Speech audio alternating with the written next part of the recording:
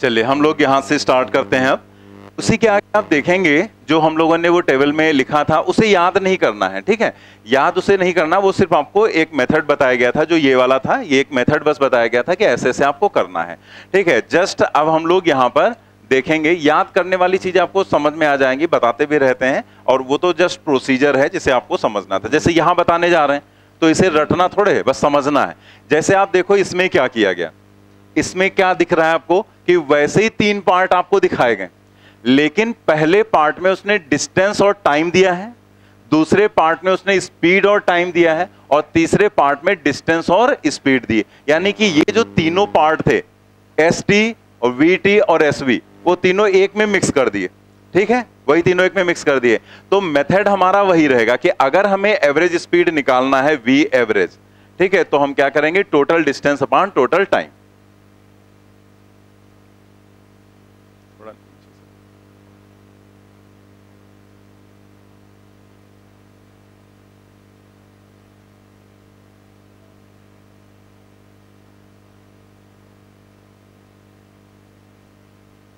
Total distance है upon total time, ठीक है। हम एवरेज स्पीड की बात कर रहे हैं, ठीक है, एवरेज स्पीड। तो यहां पर total distance upon total time. अब आप देखो यहां पर कि जैसे पहले पार्ट में जो डिस्टेंस है वो मान लिया S1 है, दूसरे पार्ट में S2 है, तीसरे पार्ट में S3 है, और टाइम हो गया T1 plus T2 plus T3, ठीक है। तो अब अगर आप यहां पर देखें तो आपको S1 तो सीधे पता है, तो आपने S1 लिख दिया। फिर आपको S2 नहीं पता है, तो हमें ये चीज तो पता है कि डिस्टेंस जो है वो स्पीड इनटू टाइम होगा। तो अगर ये S2 है तो ये क्या हो जाएगा, V2 T2। तो यहां पर हम लोग जो S2 है उसकी जगह पर क्या लिखेंगे, V2 T2, ठीक है, प्लस S3 आपको फिर डायरेक्ट दे दिया गया तो हमने लिख दिया S3 divided by T1 T2 directly आपको पता है, तो यहां हमने लिखा T1 and T2 plus T3 आपको नहीं पता है, यहां पर आपको T3 नहीं पता है, तो टाइम इज इक्वल टू क्या हो जाएगा, डिस्टेंस डिवाइडेड बाई स्पीड, ठीक है। तो यहां पर हम लिख देंगे S3 एंड डिवाइडेड बाई, तो कोई प्रॉब्लम नहीं, जस्ट हमें करना वही था, भले वो कुछ भी दे, करना हमें वही है, total distance upon total time. Note कर लेंगे इसे।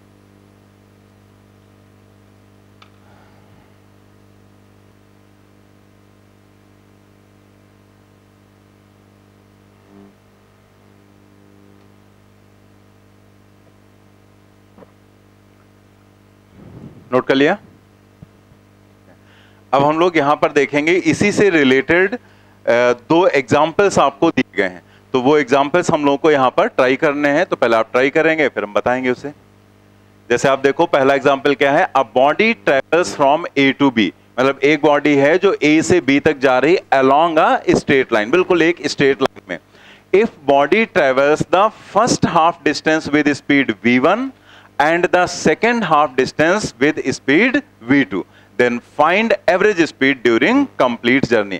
मतलब उसने कहा कि जो पहली आधी डिस्टेंस है, टोटल का आधा, पहला आधा वो v1 से चल रहा है, और जो बाद का आधा है वो v2 स्पीड से उसने कवर किया। तो आपको कंप्लीट जर्नी जो है उसमें एवरेज स्पीड बतानी। आप देखेंगे वहां पर जगह ज्यादा छोड़ी गई है, ठीक है, तो वो जगह सिर्फ इसलिए नहीं कि इतना बड़ा क्वेश्चन है, जैसे यहां पर हमने 2 पार्ट का दिया है, सिर्फ आधी आधी डिस्टेंस, ऐसे ही क्वेश्चन बनाया जा सकता है कि 1/3 1/3 एंड 1/3, मतलब फर्स्ट 1/3, सेकंड 1/3 एंड थर्ड 1/3, तो 3 पार्ट का भी केस बनाया जा सकता है। तो वो भी हम लोग यहां पर करेंगे, लेकिन पहले इसको करके आप बताएं, रफ पे करो तुरंत फटाफट।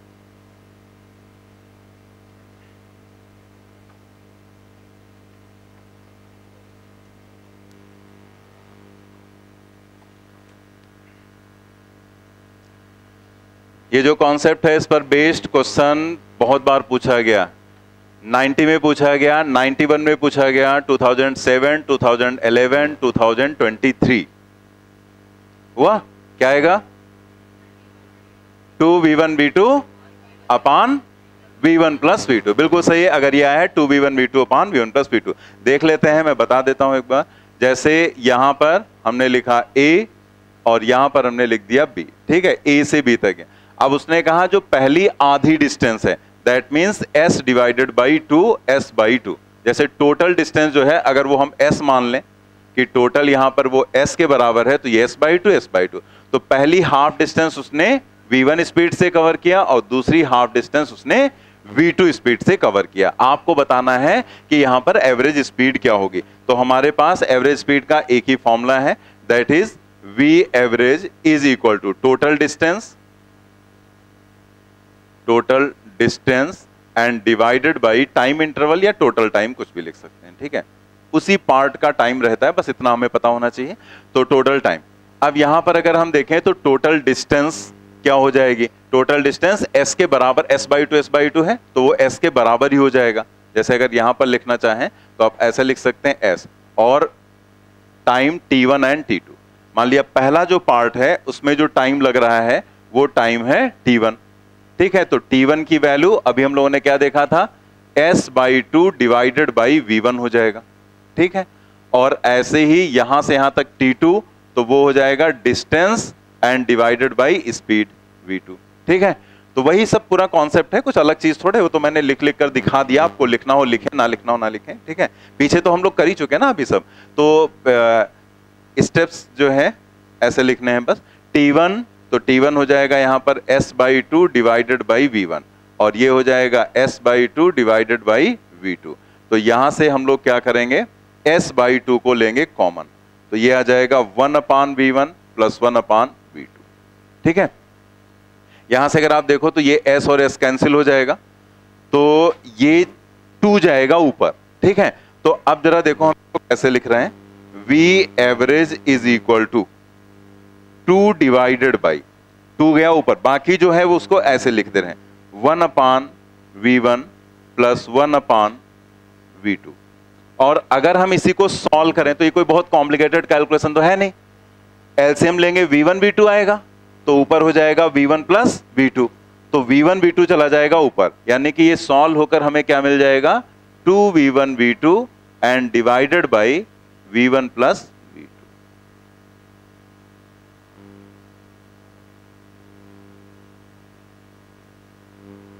ठीक है, समझ में आ गया ना। ये v1 v2 एलसीएम होगा तो यहां v2 और यहां हो जाएगा v1 और v1 v2 ऊपर चला जाएगा, ठीक है।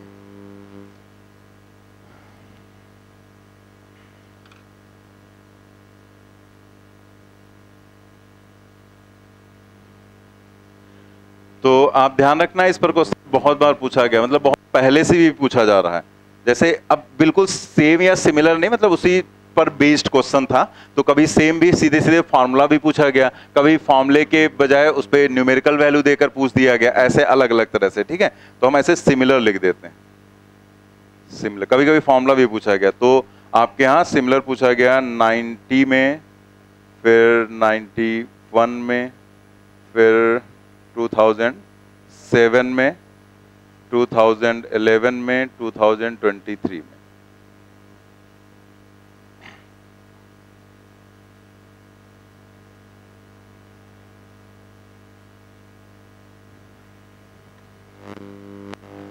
ठीक है, तो बहुत बार पूछा है। अब ये गुणा भाग मत लगा लेना, अब कितने साल के बाद पूछा जाएगा, कभी पूछा जाए क्या करना है, ठीक है। तो ये हो गया ना, नोट कर लिया।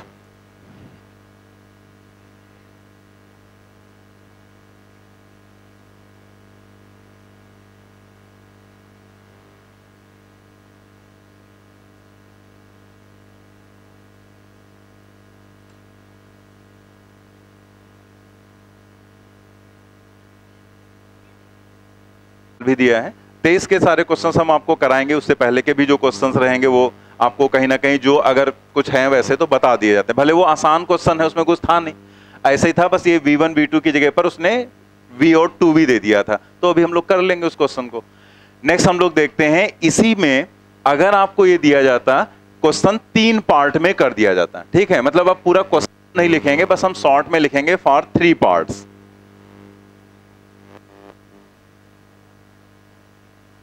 ऐसे आप भी लिख लेंगे फॉर 3 पार्ट्स और डायग्राम बना लेंगे तो समझ में आ जाएगा, ठीक है।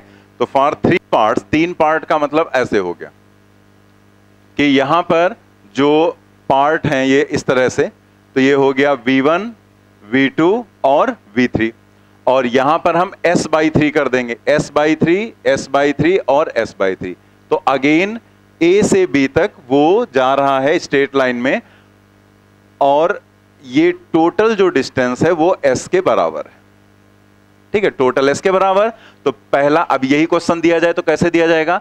First 1/3 distance, second 1/3 distance and remaining 1/3 distance, उसे उसने अलग अलग स्पीड से तय किया।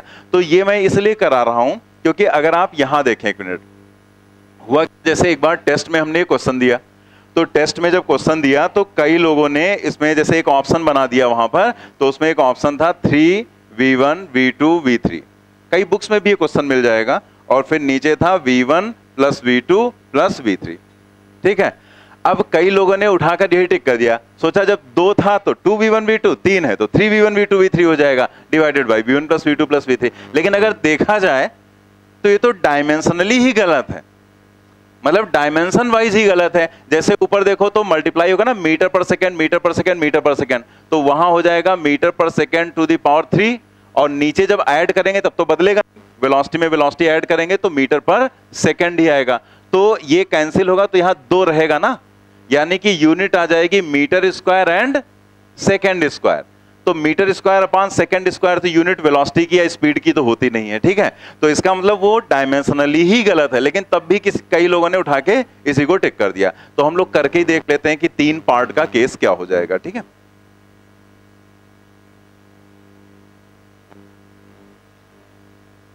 चलिए करते हैं, तो साथ साथ में करते रहो, कोई कॉम्प्लिकेटेड चीज तो है नहीं, वही हमें करना है। v एवरेज, एवरेज स्पीड,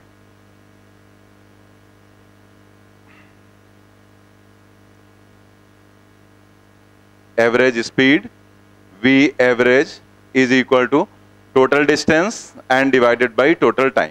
ठीक है, जैसे ऐसे हम लिख देते हैं, टोटल डिस्टेंस हो गया s और टोटल टाइम अलग अलग है, t1 plus t2 plus t3। हाँ सॉरी, s/3।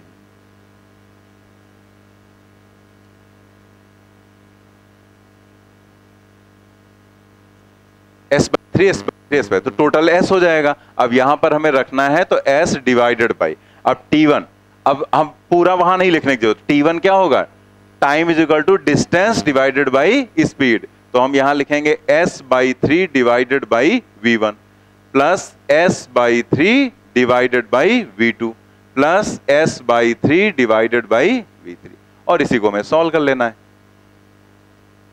यहां पर s लिखेंगे, s/3 कॉमन लेंगे,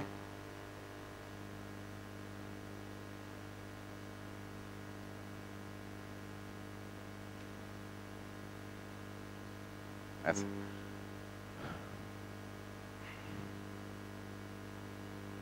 ये s कैंसिल हो जाएगा, तो यहां पर आ जाएगा 3 डिवाइडेड बाई 1/v1,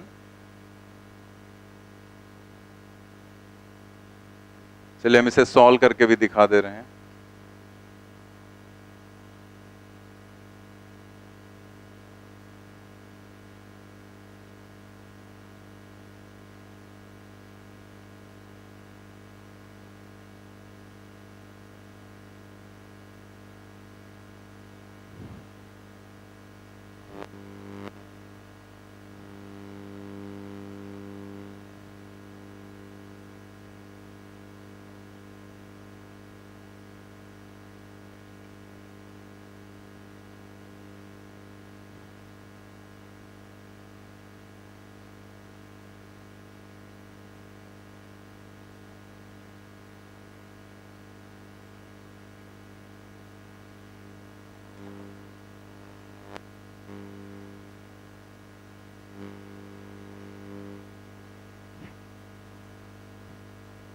नोट कर लो, फिर मैं एक बार एक्सप्लेन कर दे रहा हूं। ठीक है,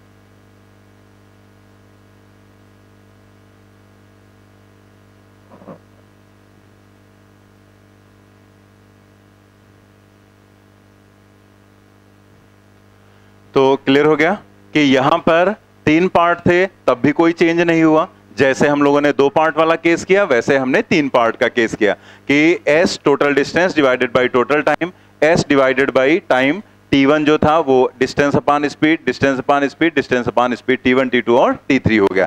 देन हमने इसमें s/3 कॉमन लिया, s कैंसिल हो गया यहां से, ठीक है, s हट गया, तो ये 3 जाएगा ऊपर, तो ये ऐसे आ जाएगा। एंड देन यहां पर जो भी एलसीएम लेंगे तो वो V1 V2 V3 हो जाएगा यहाँ पर। अब जब V1 यहाँ पर है तो जो ये तो एलसीएम लेना तो आता ही होगा कि V1 जब यहाँ पर है तो यहाँ क्या बचा V2 V3, तो यहाँ लिखेंगे हम V2 V3। अगर V2 यहाँ पर है तो V2 हट जाएगा, जो बचेगा वो लिख देंगे V1 V3, और V3 है तो V3 हट जाएगा, जो बचेगा वही आप यहाँ पर लिख देते हैं। ठीक है, अगर किसी को एलसीएम वगैरह में प्रॉब्लम है थोड़ी बहुत तो वो अलग से हमसे डिस्कस कर ले, क्योंकि ये तो बहुत मतलब ये 3rd 4th में सिखाया जाता है। ठीक है, तो वैसे फैक्टर वगैरह करना थोड़ा होता है कॉम्प्लिकेटेड, तो वो बताएंगे, बट ये कैलकुलेशन अगर किसी को प्रॉब्लम है तो पूछ लेना आके। ठीक है, वैसे मैंने बता तो दिया ही आपको। तो ये आ जाएगा यहाँ पर रिजल्ट। अब आप देखो हमने ये दोनों रिजल्ट क्यों लिखे, मतलब हमने ये वाला रिजल्ट भी लिखा है और ये वाला भी रिजल्ट लिखा है 3V1 V2 V3 upon this. ठीक है, अब आप दोनों को देखो, जैसे पीछे वाले को देखो आप, जब दो पार्ट थे तो 2 divided by 1/V1 plus 1/V2 था। आप अगर आप देखो तो 3 पार्ट थे तो 3 divided by 1/V1 1/V2 1/V3। मतलब आगे वाला तो सॉल्व करके हमें कुछ अलग टाइप का मिल जा रहा है, लेकिन अगर ये वाला पार्ट देखो तो दोनों में एक जैसा है, इसमें और इसमें एक जैसा है ना। तो अगर ऐसे ही मान लिया 4 पार्ट का क्वेश्चन बना दिया जाए तो हम यहां पर अब ये पूरा नहीं सॉल्व करेंगे, हम क्या करेंगे यहां 4 कर देंगे और यहां प्लस 1/V4 कर देंगे बस, और सॉल्व कर लेंगे। ठीक है, इसीलिए हमने इसको भी लिख दिया और इसको भी लिख दिया। रटना कुछ नहीं है, याद कुछ नहीं करना है, जस्ट आप ये वाला याद रखो। ठीक है, क्योंकि ये कई बार पूछा गया, हो सकता फिर डाल दे वो कहीं क्वेश्चन, तो आपको ये ध्यान रखना है ऐसे। बाकी ऐसे याद रहेगा तो समझ लो 3 पार्ट 4 पार्ट 5 पार्ट चाहे जितना दे दे सब आप सॉल्व कर लेंगे। ठीक है, उसको एलसीएम बस लगाकर सॉल्व कर लेंगे, और या इसे ऐसे भी कर लेंगे जैसा दिया जाएगा। ठीक है, तो ये, लेकिन ये फार्मूले आप कब यूज करेंगे, ऐसा नहीं कि कहीं पर भी उठाकर यूज कर लो। ठीक है, कि जहां पर भी V1 V2 दिया उठाकर आपने इससे निकाल दिया तो गलत हो जाएगा। हमें दोनों में एक पॉइंट कॉमन दिख रहा है कि जो भी डिस्टेंसेस वो पार्टिकल कवर कर रहा है वो सेम है। ठीक है, जैसे इसमें देखो s/2 मतलब हर इंटरवल में जो चली गई डिस्टेंसेस है वो क्या है, सेम। मतलब पहला उसने s/2 दिया तो दूसरा s/2, इसमें 3 बराबर पार्ट दिए s/3 यानी कि चली गई, यानी कि कवर्ड डिस्टेंसेस अगर बराबर हैं तो हम इन फार्मूलों का यूज डायरेक्टली कर सकते हैं। तो चाहे तो साइड में एक नोट में लिख लो कि अगर डायरेक्ट आप यूज करेंगे तो इस शर्त को, इस कंडीशन को आपको याद रखना है। ठीक है, साइड में वहीं पर नीचे कहीं, नीचे जगह है तो नीचे लिख लो। ठीक है, नीचे लिख लो बस, और कुछ नहीं लिखना है यहां पर, नीचे उसी के नीचे लिख लेंगे क्योंकि जगह तो होगी काफी। नोट में लिखेंगे above formulae are applicable, above formulae are applicable, above formulae are applicable when distance covered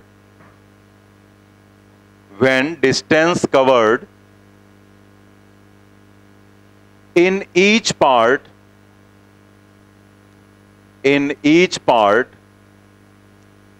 is same,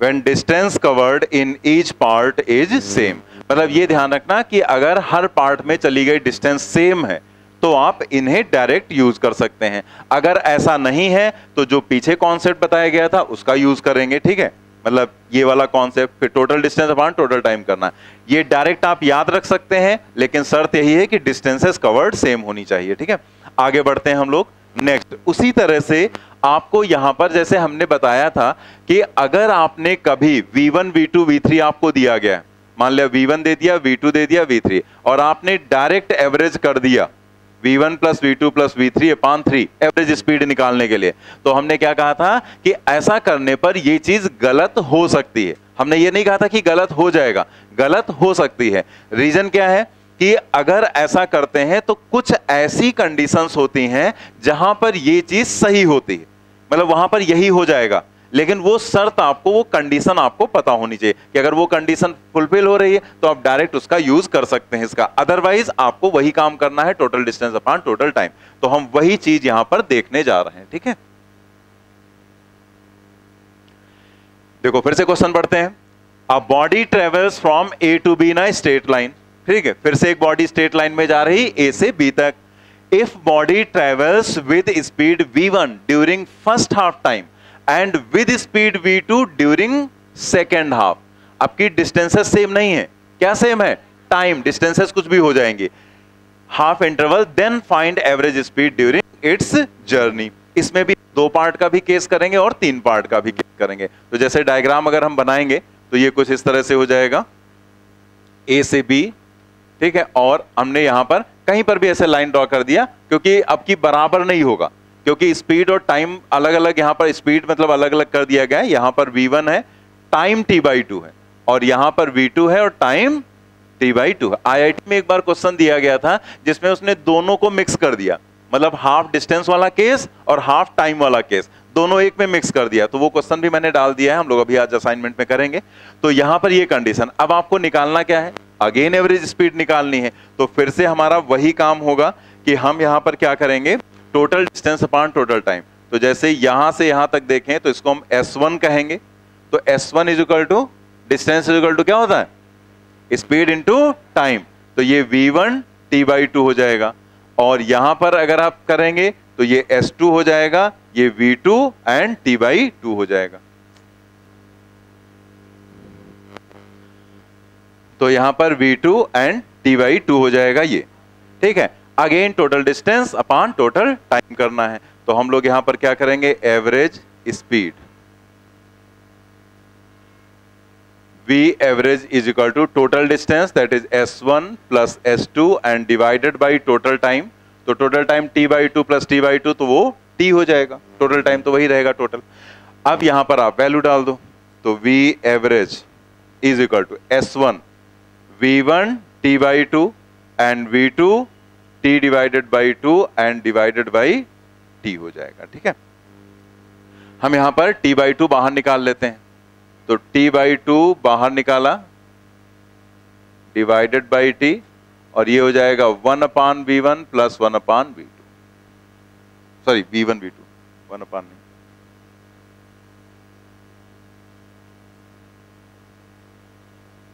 v1 and plus v2, ठीक है। तो अब अगर आप देखो यहां से तो t और t हो जाएगा कैंसिल, तो जो v एवरेज है वो क्या हो जाएगा, v1 plus v2 and divided by 2।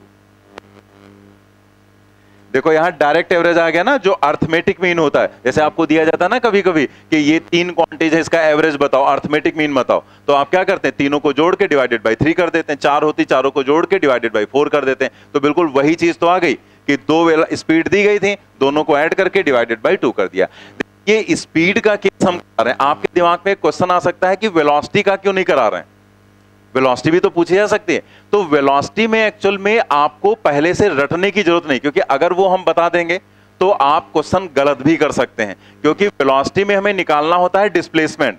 तो डिस्प्लेसमेंट में क्या होता है कि आपको प्रॉब्लम ये हो सकती है कि मान लिया जैसे आपको हमने लिखवा दिया कि इक्वल डिस्टेंस में ये अप्लाई कर देना, तो इक्वल डिस्टेंस का केस अगर रहेगा, एक समझ लो फिर नोट कर लें, इक्वल डिस्टेंस का केस रहेगा तो उसमें जैसे ये भी हो सकता है कि गया वो s डिस्टेंस और उतना ही वो वापस आ गया, तब भी तो इक्वल डिस्टेंस है। और मान लिया स्पीड उसने रखी v1 और v2, तो चाहे वो सीधे सीधे जाए और चाहे वो उतनी डिस्टेंस वापस आ जाए, जैसे हम 2 किलोमीटर गए 2 किलोमीटर वापस आ गए, तो भी तो हमने इक्वल डिस्टेंस कवर की। तो अगर आप एवरेज स्पीड में वही फार्मूला इसमें लगा दोगे 2v1 v2 अपान v1 प्लस v2, तो गलत नहीं होगा, आंसर सेम आएगा, सही आएगा, एकदम बिल्कुल एक्यूरेट आंसर आएगा स्पीड के केस में। लेकिन आप सोचो कि अगर एवरेज वेलोसिटी के केस में अगर हम सीधे सीधे जाएं तब तो एवरेज स्पीड एवरेज वेलोसिटी बराबर हो जाएगी, लेकिन अगर हम इसमें रिटर्न होकर वापस आ गए तो एवरेज वेलोसिटी तो 0 हो जाएगी ना, क्योंकि विस्थापन डिस्प्लेसमेंट ही 0 हो जाएगा। समझ रहे हो ना? तो इसलिए एवरेज वेलोसिटी के केस को हम रटेंगे नहीं, आएगा तो हम डिस्प्लेसमेंट देखकर निकाल लेंगे कि क्या हो जाएगा। मेथड यही रहेगा, प्रोसीजर यही रहता है। तो इसीलिए हमने कहा कि मेथड हम सीखते हैं, मतलब हर चीज को रटने की कोशिश नहीं करते। जैसे ये चीज हमने इसलिए कहा कि रट लेना पीछे वाला, क्योंकि वो एटीटीज आया है, लेकिन स्पीड रहे तो अप्लाई करना, अगर वेलोसिटी रहे तो हम लोग पीछे सारी चीज पढ़ चुके हैं। अब देखो हर चीज लिंक है, हम लोगों ने पहले ही समझ लिया था कि अगर पार्टिकल सीधे सीधे जा रहा है तो चाहे वो एवरेज स्पीड पूछे या वो एवरेज वेलोसिटी पूछे, दोनों बराबर ही तो रहेंगे, लिखवाया गया था ना। तो हर पॉइंट याद रखना पड़ेगा तुम्हें, तभी तुम्हें कॉन्सेप्ट और उसके क्वेश्चंस आसानी से समझ में आएंगे। अगर आप पीछे की चीजें भूलेंगे तो जो हम बताएंगे वो तुम्हें कॉम्प्लिकेटेड लगना शुरू हो जाएगा, पता नहीं क्या बता रहे हैं। लेकिन अगर पीछे की चीजें याद है, रिलेट कर ले गए, तो बस समझ लो सब कुछ आसान। इसीलिए हमने कहा था कि बहुत आराम से अच्छे से पढ़ना है। एक बार बेस बन गया फिर कोई दिक्कत नहीं, फिर तो आराम से, बहुत आराम से आप चीजें पढ़ेंगे, ठीक है। तो एवरेज स्पीड के केस में अप्लाई करना है। एवरेज वेलोसिटी में हमें total displacement upon total time का केस ही लगाना है।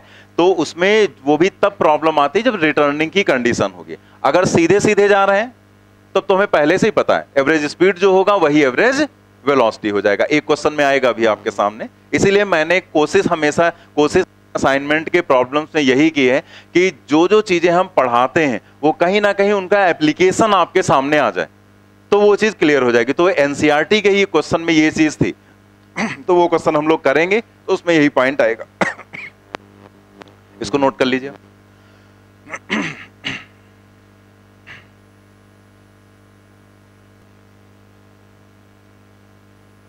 नोट कर लिया। चलिए, इसमें भी 3 पार्ट का केस हम लोग कर लेते हैं कि अगर यहीं पर t/3 t/3 t/3 हो तो आंसर तो हमें पहले से पता है, क्या होगा? v1 plus v2 plus v3 upon 3। क्योंकि अगर सेम टाइम इंटरवल है तो आपको डायरेक्ट एवरेज कर देना, ये डायरेक्ट एवरेज ही तो है, ठीक है। अर्थमेटिक मीन आगे हम मैथ में एक जगह पर लिखवाएंगे भी आपको, ठीक है। तो कर लेते हैं, लेकिन जल्दी से हम लोग ऐसे लिखेंगे अगेन यहां पर फॉर 3 पार्ट्स। 3 पार्ट के लिए वैसे ही डायग्राम हम लोग बना लेंगे।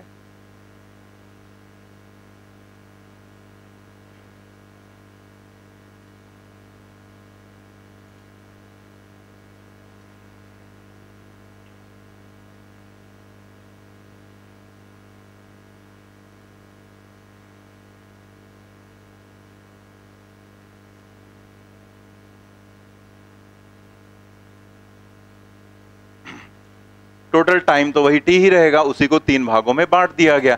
एक पार्ट में v1, एक पार्ट में v2 और एक पार्ट में स्पीड उसने रखी v3। तो हमें क्या करना है? एवरेज स्पीड बताना है। एवरेज स्पीड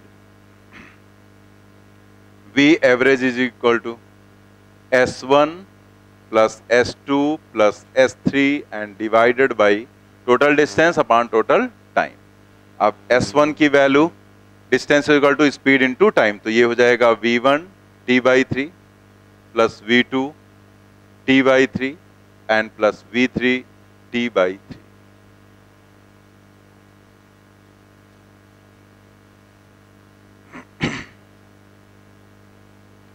t/3 कॉमन लेंगे,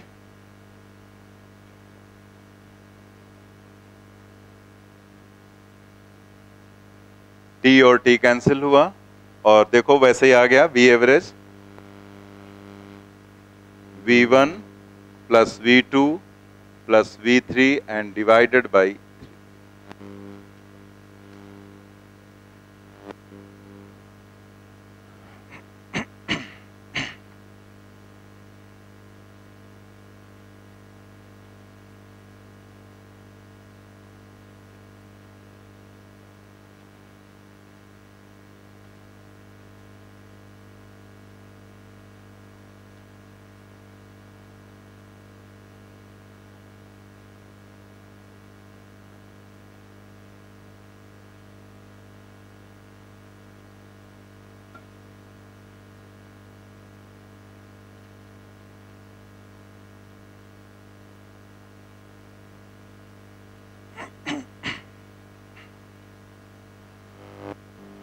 तो जैसे उसमें हम लोगों ने क्या लिखा था कि अगर सेम डिस्टेंसेस हैं तो हम लोग उन फॉर्मूलों का यूज कर लेंगे जो पीछे है। अगर सेम डिस्टेंस का केस दिया गया, कुछ मेंशन नहीं, कोई चीज सेम नहीं है, तो हम total distance upon total time ही रखेंगे, फिर हम कुछ और यूज नहीं करेंगे। अगर सेम डिस्टेंस है तो डायरेक्ट हम लोग उसका यूज करेंगे जो बताया गया 2 divided by 1/v1 plus 1/v2 या 3 डिवाइडेड बाई, या डायरेक्ट उसको सॉल्व करके भी याद रख सकते हैं। और ऐसे ही यहां पर क्या दिख रहा है कि अगर टाइम सेम है तो हम लोग इन फॉर्मूलों का यूज कर लेंगे। तो एक नोट में लिख लेंगे नीचे,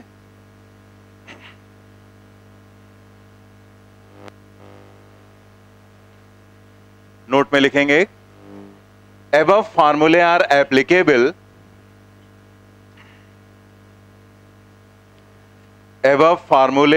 applicable when time taken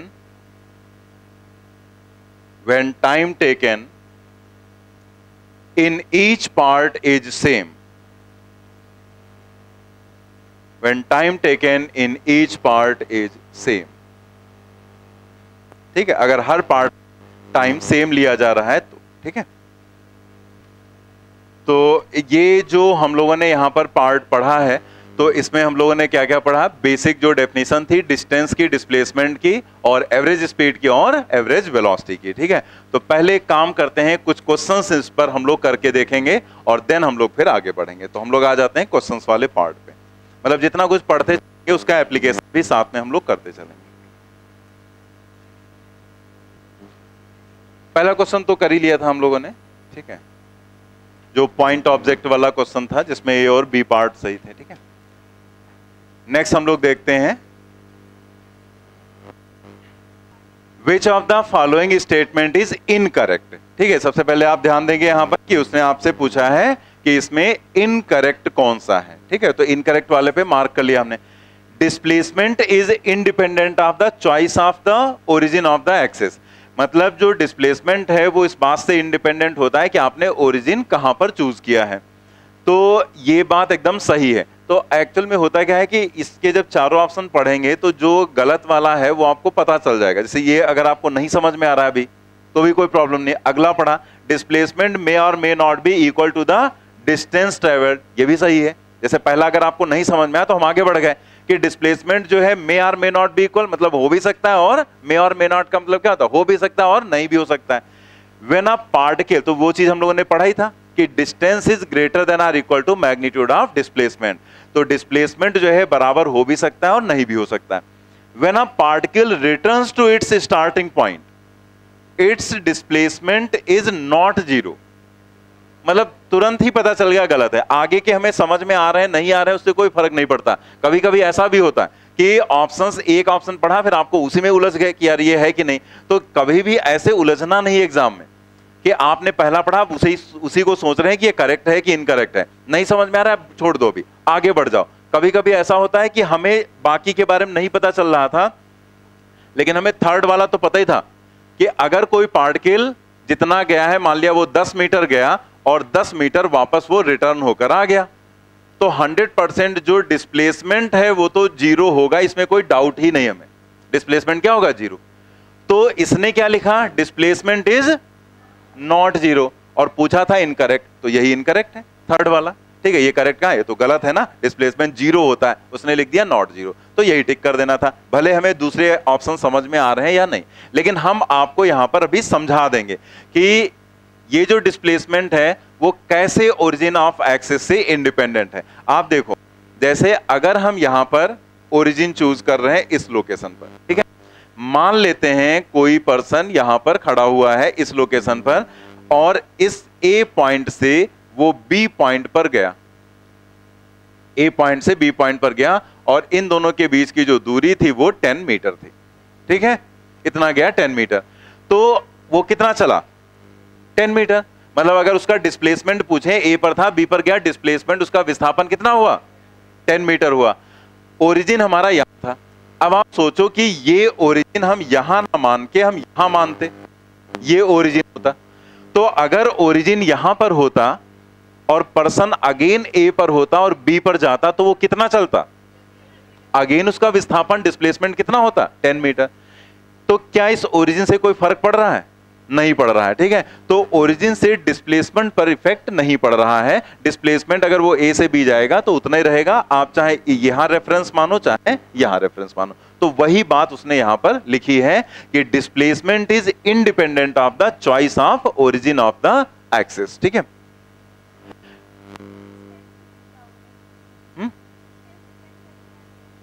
distance का ओरिजिन से लेना देना है नहीं। ठीक है, डिस्टेंस का भी, जैसे ये पर्सन है तो वो डिस्टेंस हमेशा जो पाथ वो चलेगा, मतलब जिस पाथ पे वो जाएगा, तो उस पाथ की एक्चुअल पाथ लेंथ होगी। ठीक है, ओरिजिन यहां मानो या कहीं और मानो, डिस्टेंस के लिए जैसे मान लो वो यहां से यहां तक जाता, अभी 10 मीटर होता, लेकिन अगर वो ऊपर वाला पाथ फॉलो करता तो कुछ अलग हो जाता। तो वो पाथ पर ही डिपेंड करेगा। ठीक है पूरा। नेक्स्ट यहां पर देखते हैं, एक ये पॉइंट तो समझ में आ ही गया था, ये भी समझ में आ गया था। लास्ट वाला देखो, displacement does not tell the nature of the actual motion. अब इसमें बहुत लोग कंफ्यूज होते हैं।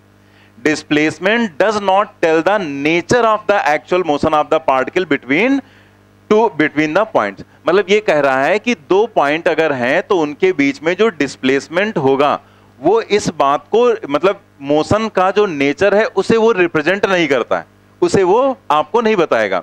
जैसे आप सोचो, कुछ लोगों को लगता है कि नहीं हमें अगर डिस्प्लेसमेंट पता है तो हम बता तो देंगे ही, नहीं बता सकते। जैसे आप यहां पर हैं मान लिया और यहां से हम यहां पर गए इस लोकेशन पर, तो अगर यहां से यहां गए हैं तो हमारा विस्थापन सपोज कर लिया हुआ 10 मीटर, ठीक है। तो आप मान लिया हम यहां पर खड़े हुए थे, जैसे मान लो हम यहां पर खड़े हुए हैं, अब यहां पर खड़े हुए हैं, आपसे हमने कहा अपनी आंखें बंद कर लो, ठीक है। और फिर आपसे हमने जब कहा आंखें खोलो तो आपने आंखें खोल दी, लेकिन जब आपने आंखें खोली तो हम यहां नहीं थे, हम वहां पर खड़े हुए थे उस कॉर्नर पर। तो अब क्या बता सकते हैं बीच में क्या हुआ? आप ये तो बता सकते हैं कि पहले आप यहां थे अब वहां पहुंच गए तो आपका इतना विस्थापन हुआ, लेकिन हम यहां से वहां तक गए कैसे, क्या आप ये बता सकते हैं? हो सकता है आपकी आंखें बंद हो, हम यहां बीच से निकल के उधर घूम के आ गए हो। क्या आप नेचर बता सकते हैं कि हम इधर से गए या हम सीधे सीधे गए या हम कूद कूद के गए या हम नागिन डांस करते हुए गए? बता सकते हो तुम? नहीं बता सकते हो ना। तो आप नहीं बता सकते हैं कि हम यहां से वहां तक कैसे पहुंचे, यानी कि हमारे आप डिस्प्लेसमेंट के बेसिस पर नहीं बता पा रहे हैं, क्योंकि आपको पता ही नहीं चल रहा है, क्योंकि आपको सिर्फ विस्थापन पता है कि ये है। तो अगर किसी ने आपसे बता दिया कि इन दोनों पॉइंट के बीच में जो विस्थापन हुआ वो इतना हुआ, ठीक है, तो अब आपको ये बताना है कि यहां से यहां तक वो कैसे गया, तो क्या बता पाओगे? हो सकता सीधे गया हो, या हो सकता वो ऐसे करके गया हो, या हो सकता वो प्रोजेक्टाइल मोशन में गया हो। तो वही उसने बताया है, displacement does not tell the nature of the actual motion of the particle between the points, ठीक है। चलिए आगे बढ़ते हैं हम लोग। तो यहां पर थर्ड वाला ऑप्शन करेक्ट था, वो तो हम लोगों ने समझ लिया था, बाकी इसमें कुछ लिखना तो है नहीं। नेक्स्ट देखते हैं, a man has to go 50 metre due north.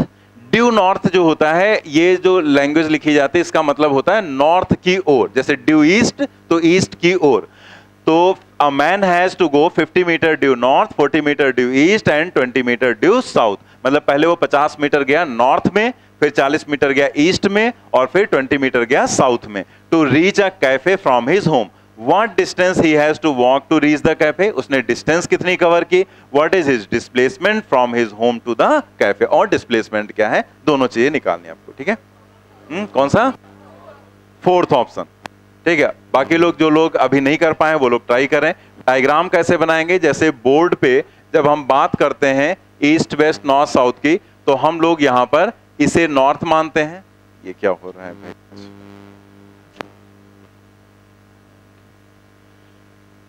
तो यहां पर हम लोग इसे मानते हैं नॉर्थ, ये हो गया साउथ, ये हो गया ईस्ट और ये हो गया वेस्ट, ठीक है।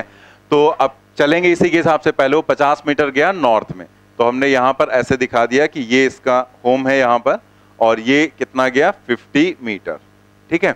तो ये नॉर्थ की कंडीशन में हो गया। फिर वो गया ड्यू ईस्ट 40 मीटर, तो वो 40 मीटर ऐसे चला यहां पर 40 मीटर, और ये ईस्ट की डायरेक्शन हो गई यहां पर ऐसे, तो वो ऐसे गया यहाँ पर। पहले ऐसे गया 50 मीटर, फिर 40 मीटर ईस्ट में गया। फिर उसने चला है 20 मीटर ड्यू साउथ, तो साउथ नीचे हो जाएगा ऐसे, ठीक है। तो 20 मीटर वो आ गया साउथ में, और यहाँ पर एक कैफे में उसको जाना था, ठीक है। तो ये हो गया 20 मीटर। अब आपसे उसने पूछा है डिस्टेंस। तो अगर हम बात करें डिस्टेंस की, तो डिस्टेंस का मतलब तो एक्चुअल पाथ लेंथ होता है ना। क्या बताया गया था कि अगर एक जगह से दूसरी जगह जाते हैं तो आप क्या करें, उस डिस्टेंस को, मतलब जो पाथ जा रहे हैं उस पाथ को नापते हुए चलो। तो जैसे हम जब नापेंगे तो पहले 50 मीटर हमने नापा, फिर हमने 40 मीटर नापा, और फिर हमने 20 मीटर नाप लिया, तो हम नापते हुए चले गए। तो टोटल हम कितना चले? 110 मीटर, ठीक है। तो ये हो गए डिस्टेंस। अब डिस्प्लेसमेंट, तो डिस्प्लेसमेंट क्या बताया गया था? Shortest distance between initial and final point. तो ये शॉर्टेस्ट डिस्टेंस होगी इनिशियल और फाइनल की, एकदम सीधे खींच दो लाइन, ठीक है। अब ये वैल्यू आपको निकालनी है, और इसको हम कह देंगे डिस्प्लेसमेंट। ये हो गया डिस्प्लेसमेंट। अब ये डिस्प्लेसमेंट कैसे निकलेगा, आप देखो यहां पर कि अगर हम यहां पर एक लाइन ऐसे ड्रॉ करें ऐसे, तो ये वाली जो वैल्यू है ये भी तो 20 मीटर होगी, क्योंकि ये 20 है तो ये 20 है, और ये जो लाइन ड्रॉ की ये 40 मीटर हो जाएगा, क्योंकि ये 40 मीटर है 40। तो अगर ये टोटल 50 है, 20 निकाल दो तो कितना बचेगा 30 मीटर। ये 30 है, ये 40 है, तो ये कितना होगा 50 हो जाएगा। ठीक है, 30, 40 एंड ये हो जाएगा 50। ठीक है, तो इसका मतलब जो विस्थापन है, जो डिस्प्लेसमेंट है, वो कितना हो जाएगा 50 हो जाएगा। 30, 40 एंड 50, क्योंकि राइट एंगल ट्रायंगल बनेगा ना यहाँ पर, तो राइट एंगल ट्रायंगल बनेगा तो उसका क्या होता है 3, 4, 5 का रेशियो होता है। ठीक है, तो ये जो डिस्प्लेसमेंट है ये अगर आप निकालो तो लिखने को हम ऐसे लिख सकते हैं, वैसे तो डायरेक्ट पता चल गया। डिस्प्लेसमेंट पाइथागोरस थ्योरम का यूज करते हुए 30 स्क्वायर प्लस 40 स्क्वायर। ठीक है, तो पूरा सॉल्व करने के लिए सॉल्व करके लिख लो, अदरवाइज डायरेक्टली आप लिख सकते हैं। ठीक है, तो यहां पर हम सॉल्व करके लिख दे रहे हैं कि ये 900 होगा, ये 1600 होगा, फिर ये हो जाएगा 2500 and that is equal to 50 metre. ठीक है, फोर्थ ऑप्शन जितने लोगों ने निकाला था एकदम करेक्ट था। ठीक है,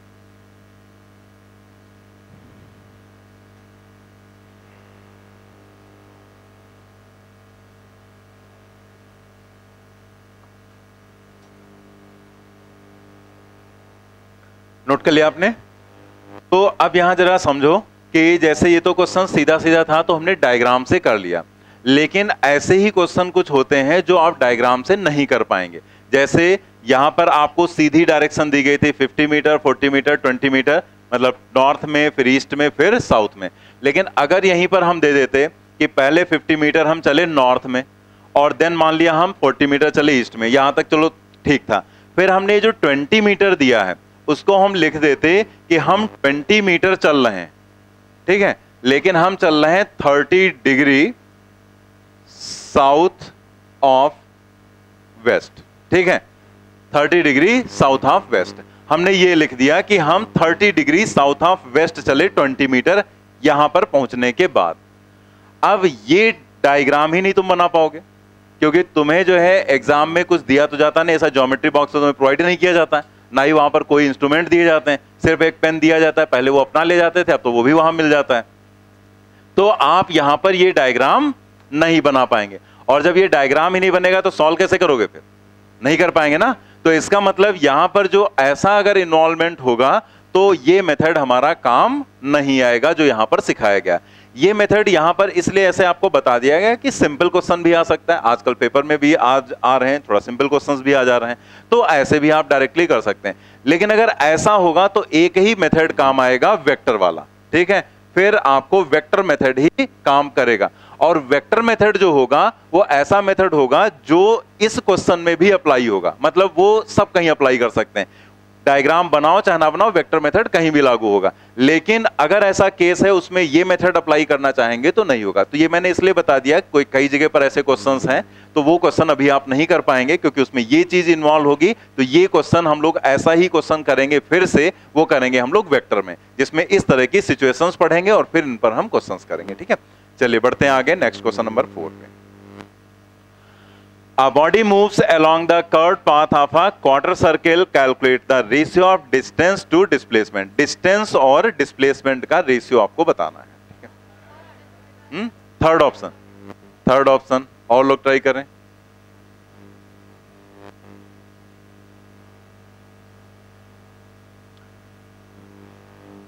क्वार्टर सर्किल, क्वार्टर तो समझते हो ना, क्वार्टर तो जरूरी समझते होगे। क्वार्टर सर्किल मतलब 1/4। ठीक है, तो 1/4 जो सर्किल है वो कवर कर रहा है, और आपको बताना है ratio of distance to displacement. ठीक है, तो जैसे कंप्लीट सर्किल अगर हम बनाएं, ये कंप्लीट सर्किल हो गया, तो इसमें 1/4 पार्ट, मतलब इतने पार्ट की बात की जा रही है। एक तरह से इसका कलर कुछ चेंज कर दो, मतलब इतने पार्ट की वो बात कर रहा है यहां पर। तो अगर हम इतने पार्ट की बात करें तो इसकी रेडियस को अगर हम r मान लें, ठीक है, तो ये भी r हो जाएगा। ठीक है, ये भी r हो जाएगा यहां पर, और ये हमारा इनिशियल पॉइंट हुआ और यहां से हम यहां तक जाएंगे बस, ठीक है, इनिशियल और ये हो गया फाइनल। तो अगर हम डिस्टेंस की बात करें तो पूरा जो सरकमफेरेंस होता है वो कितना होता है 2 पाई आर। ये जो है यहां पर ये डिस्टेंस है तो इसको हमने एल मान लिया डिस्टेंस को, ठीक है, ये डिस्टेंस हो जाएगी ना, ऐसे लिख देते हैं डिस्टेंस, तो डिस्टेंस हो गई एल। तो जो ये एल की वैल्यू है वो क्या हो जाएगी, एक तरह से पूरा सरकमफेरेंस होता है 2 पाई आर, तो उसका 1/4 भाग ही तो है, तो पूरे 2 पाई आर को 4 से डिवाइड कर दिया हमने, तो ये एक तरह से हो गया पाई आर डिवाइडेड बाई 2, ठीक है, डिस्टेंस हो। बात करते हैं हम लोग डिस्प्लेसमेंट की। डिस्प्लेसमेंट का मतलब विस्थापन। विस्थापन क्या होता है, इनिशियल टू फाइनल, जो शॉर्टेस्ट डिस्टेंस होती। तो इनिशियल ये है और फाइनल ये है, तो ये वाली लाइन हम मिलाएं तो इनिशियल टू फाइनल ये विस्थापन हो जाएगा, दिस इज डिस्प्लेसमेंट, ठीक है, डिस्प्लेसमेंट, इसको हमने एस कह दिया, ठीक है। तो ये जो डिस्प्लेसमेंट यहां पर है एस, वो हो जाएगा पाइथागोरस थ्योरम से निकाल लेंगे, R square and R square,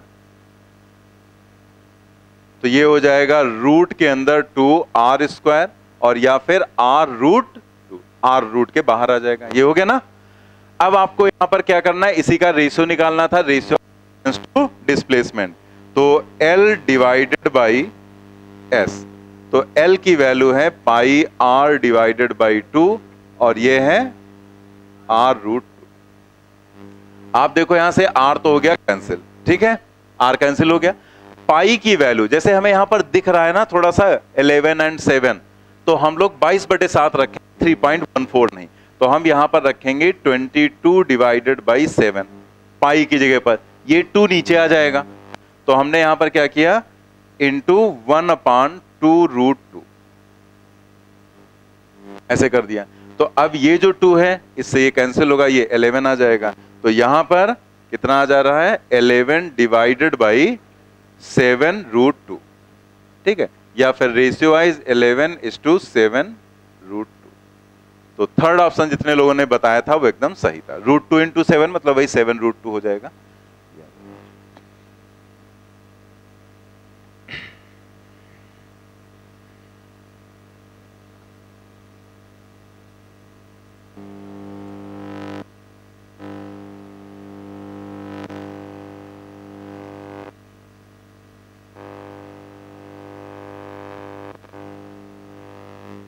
note कर लिया ना आपने,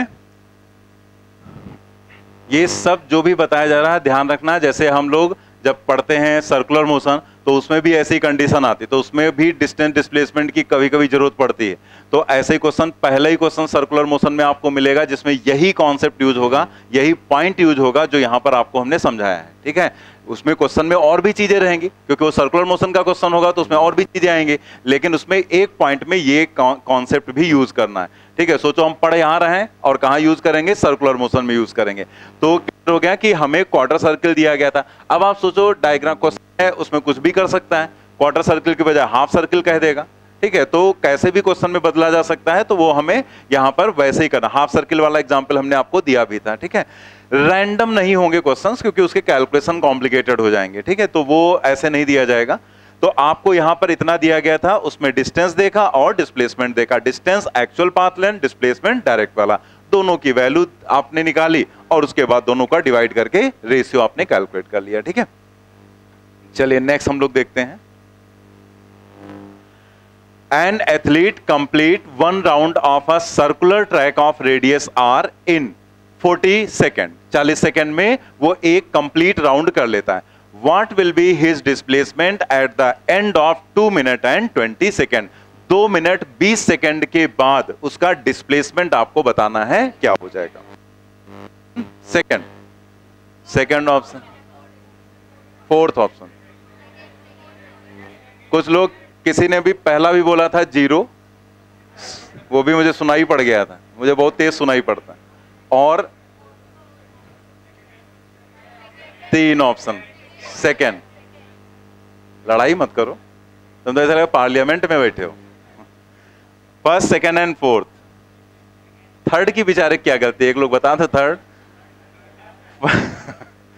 सेकेंड एंड फोर्थ, तो ये तीनों ऑप्शन जो यहां पर हैं इसमें क्या क्या कंफ्यूजन है वो हम लोग देख लेते हैं।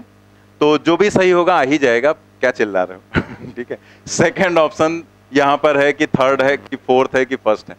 तो चलिए हम लोग देखते हैं, जैसे इस क्वेश्चन को पहले हम लोग सॉल्व करने का तरीका देख लेते हैं, फिर जब पूरा मेथड आपको आ जाता है समझ में, तो आपको ये समझ में आ जाता है कि हमें इतना कुछ लिखने की जरूरत नहीं थी, हम एक लाइन में बता सकते थे कि इसका आंसर क्या होगा। लेकिन पहले कंप्लीट हम समझ लें।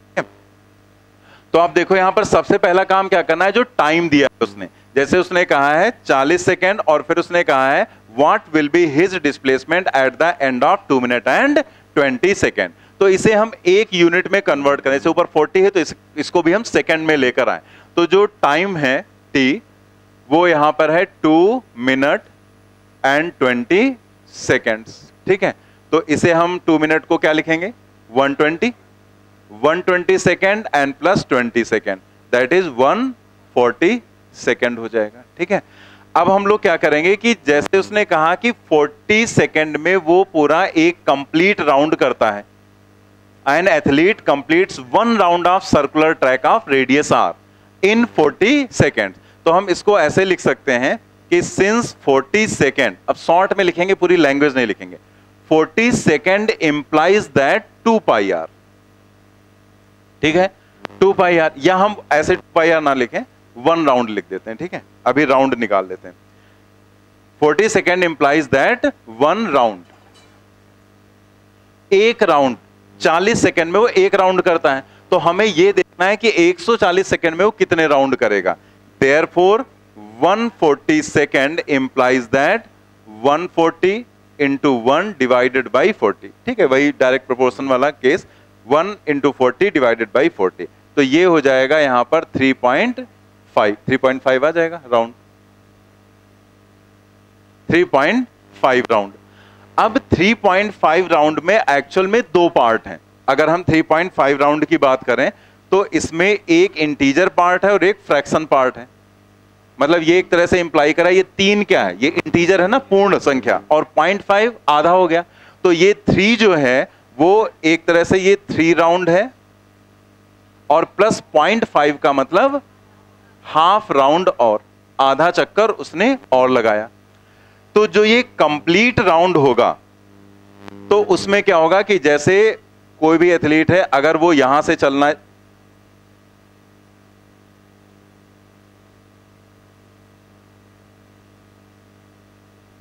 जैसे उसने यहां से चलना स्टार्ट किया, अगर मान लिया इस लोकेशन से उसने चलना स्टार्ट किया, इनिशियल पॉइंट था, ठीक है। तो अगर उसने यहां से चलना स्टार्ट किया तो एक चक्कर लगाने के बाद वो यहीं आ जाएगा ना, तो विस्थापन कितना, डिस्प्लेसमेंट 0 हो जाएगा। अगर दूसरा चक्कर लगाकर आएगा फिर 0, तो चाहे वो 2 लगाए चाहे 200 लगा डाले, अगर जहां से चला है वहीं पर वापस आ गया तो डिस्प्लेसमेंट 0। इसका मतलब ये जो कंप्लीट इंटीजर जो पार्ट होगा ये हमेशा आपको देगा डिस्प्लेसमेंट इक्वल टू 0। मतलब यहां से कुछ नहीं मिलना आपको, ये हमेशा आपको डिस्प्लेसमेंट 0 ही देगा। इधर का जो पार्ट है यही डिस्प्लेसमेंट आपको देगा, हाफ वाला या जो भी आ जाए, तो इधर का पार्ट ही हमेशा आपको डिस्प्लेसमेंट देगा, यहीं से आपका आंसर आएगा। तो आधा राउंड अगर आपको लगा, आप सोचो आप यहां खड़े हो, आपसे कहा जाए आधा चक्कर लगाओ, तो आप कहां पर पहुंचोगे, यहां पर, ठीक है। मतलब यहां से चले और आधे चक्कर में आप यहां पर पहुंचे और यहां पर रुक गए फाइनल पोजीशन पर। तो आपको अगर यहां पर कहा जा रहा है विस्थापन कितना हुआ, तो विस्थापन का मतलब डायरेक्ट डिस्टेंस होगी ना, तो ये डायमीटर हो गया, और डायमीटर कितना होगा 2r, यानी कि सेकंड ऑप्शन जितने लोगों ने बताया था उनका सही था कि 2r डिस्प्लेसमेंट यहां पर होगा, विस्थापन कितना होगा 2r। तो वो 2r कौन बता रहा है, ये आधा राउंड ये बता रहा है कि जो डिस्प्लेसमेंट होगा वो कितना हो जाएगा 2r के बराबर, और यही इसका आंसर हो जाएगा, ठीक है। मतलब फाइनल आंसर, क्योंकि ये तो 0 ही दे रहा है तो इसे इधर से कोई मतलब ही नहीं बचा, इधर से ही हमारा आंसर निकल कर आएगा 2r, ठीक है। नोट कर लेंगे, पहले इतना नोट करो फिर आगे हम बताते हैं। अभी इसमें एक क्वेश्चन हम और चेंज करके डेटा देंगे, तो अभी आप अगले क्वेश्चन मत जाना, 5 नंबर का ही क्वेश्चन अभी आपको करना है, ठीक है।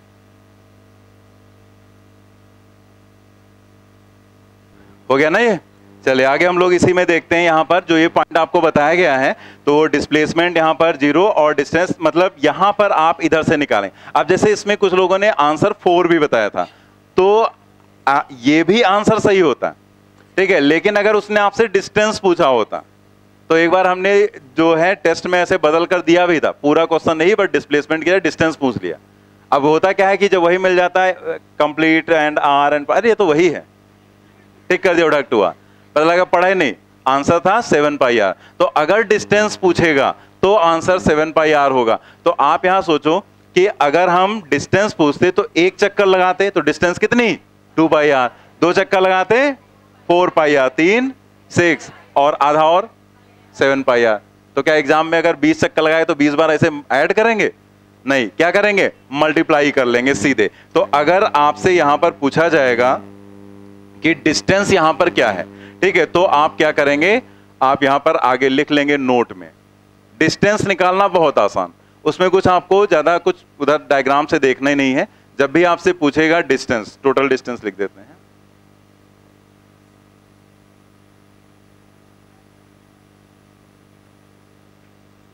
Total distance. तो अगर डिस्टेंस आपसे पूछेगा तो आपको क्या करना है, 2 पाई आर लिखना है। अभी देखो 7 पाई आर आया था ना, 2 पाई आर और इनटू टोटल राउंड, ठीक है, जितने राउंड उसने किया है, टोटल राउंड, ठीक है। बस आपको ये करना है, जैसे हमने ऐड करके समझ लिया कि 7 पाई आर आना चाहिए। अब जरा इसके बेसिस पर अगर हम निकालें डिस्टेंस, तो डिस्टेंस यहां पर क्या आ जाएगी, 2 पाई आर और इनटू कितना, 3.5 चक्कर लगाया था ना, तो देखो कितना आ गया, 7 पाई आर। यानी कि अगर डिस्टेंस आपसे पूछेगा तो आपको 2 पाई आर को मल्टीप्लाई कर देना है नंबर ऑफ राउंड से, जितने राउंड है, 3.5 था, 3.5 से मल्टीप्लाई कर दो, ठीक है। तो यहां पर ये चीज आप ध्यान रखेंगे कि डिस्टेंस आपसे पूछी जा रही या डिस्प्लेसमेंट, ठीक है।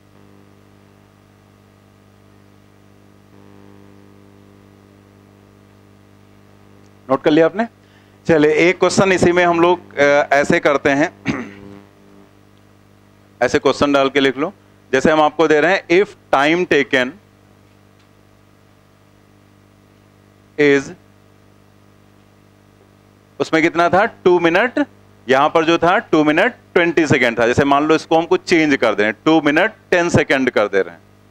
If time taken is 2 minute and 20 second, आगे लिखो उसी में हम बोल दे रहे हैं, if time taken is 2 minute 10 second, time taken is 2 minute 10 second, then find displacement and distance in above problem. Then find displacement and distance in above problem. Then find displacement and distance in above problem. Solve करिए इसको। कुछ नहीं समझ में आया। 6.5 और displacement,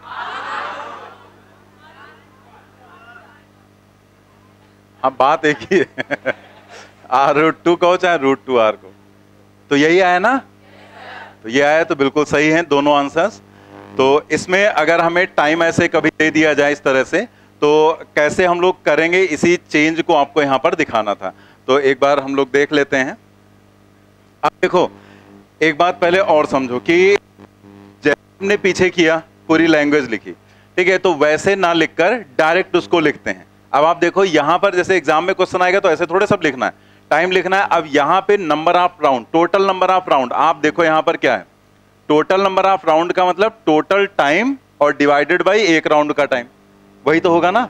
तो हम पूरा सेंटेंस थोड़े लिखेंगे, डायरेक्ट आप डिवाइड कर दो, वहीं से आ जाएगा। क्योंकि आपको हमेशा ये काम घर पे करना है कि इन्हीं क्वेश्चंस को फिर से करना है, और वहां पर ऐसे करना है कि आपको लिखना कम है, दिमाग में कैलकुलेशन ज्यादा करने, कॉपी पे कम लिखना है। रफ कॉपी रखो, जितना दिमाग में सॉल्व हो जाए उतना दिमाग में सॉल्व करो, जरूरत पड़े तो लिखो, बहुत ज्यादा लिखने की जरूरत नहीं। पहली बार जब आपको कॉन्सेप्ट समझना है तो डायग्राम बना के समझो, लेकिन इन्हीं क्वेश्चंस को दोबारा रिवाइज करना है, डायग्राम बनाओ लेकिन कैलकुलेशन मत लिखो, पूरी लैंग्वेज मत लिखो जैसे हम लिख रहे हैं। अब जैसे हमने यहाँ लिखा फार्मूला, तो आपको ये दिमाग में रखना है अपने फार्मूला, ना कि वहां पर लिखना है। एक बार लिखकर हमने याद कर लिया बस, ठीक है, दोबारा जितनी बार रिवाइज करो कम लिखो। तो ये हैबिट तुम्हें बनानी है एग्जाम के लिए अपने, ठीक है। अब जैसे यहां पर अगर आप देखें तो जो टाइम टेकन है, मतलब जो टी है टोटल टाइम, वो क्या हो जाएगा, वो हो जाएगा यहां पर 2 मिनट एंड 10 सेकेंड था ना, 2 मिनट एंड 10 सेकेंड, तो ये हो जाएगा 120 प्लस 10 दैट इज 130। ठीक है, तो हमें लिखना है टोटल राउंड, डायरेक्ट लिखेंगे टोटल राउंड। तो टोटल राउंड कितना हो जाएगा, टोटल टाइम 130 और डिवाइडेड बाई 40। इधर क्या था 140/40 और यहां पर क्या है 130/40।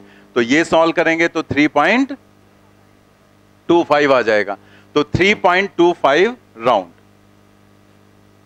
अब आप देखो इसको फिर से हम दो पार्ट में कर दें, तो एक तो ये हो गया 3 राउंड और एक हो गया 0.25 का मतलब 1/4 राउंड, एक चौथाई। 0.25 का मतलब 1/4 होगा ना, 1/4। तो जो कंप्लीट है पार्ट ये आपको डिस्प्लेसमेंट कितना देगा, ये हमेशा 0 डिस्प्लेसमेंट देगा। 1/4 को देखना है आपको। आप देखो यहां पर 1/4 के लिए ये हो जाएगा ना, ये इनिशियल और ये फाइनल, ये R और ये R। ठीक है, आधा था तो ऊपर और ये यहां पर क्या है, यहां से चले यहां गए 1/4 पार्ट, जैसे भी पीछे किया गया था।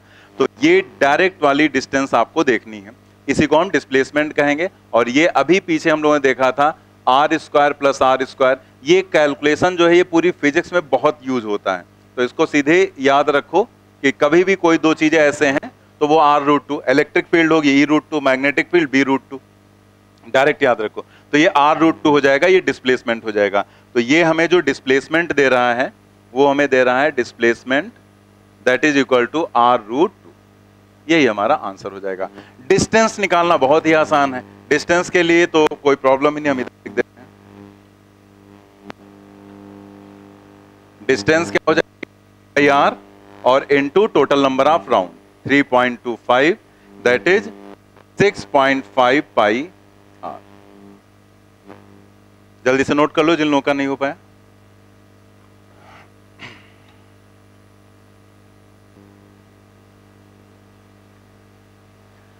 काम करो ऐसा कि पहचान बन जाए, हर कदम ऐसा चलो कि निशान बन जाए। यहां जिंदगी तो हर कोई काट लेता है, जिंदगी जियो इस कदर की मिसाल बन जाए। चलिए आगे बढ़ते हैं हम लोग, नेक्स्ट क्वेश्चन पर आते हैं। तो नेक्स्ट क्वेश्चन हम लोग यहां पर देखते हैं। A wheel of radius 1 meter rolls forward half a revolution on a horizontal ground. The magnitude of the displacement of the point of the wheel initially in contact with the ground is। तो यहां पर क्या आएगा, third option, first.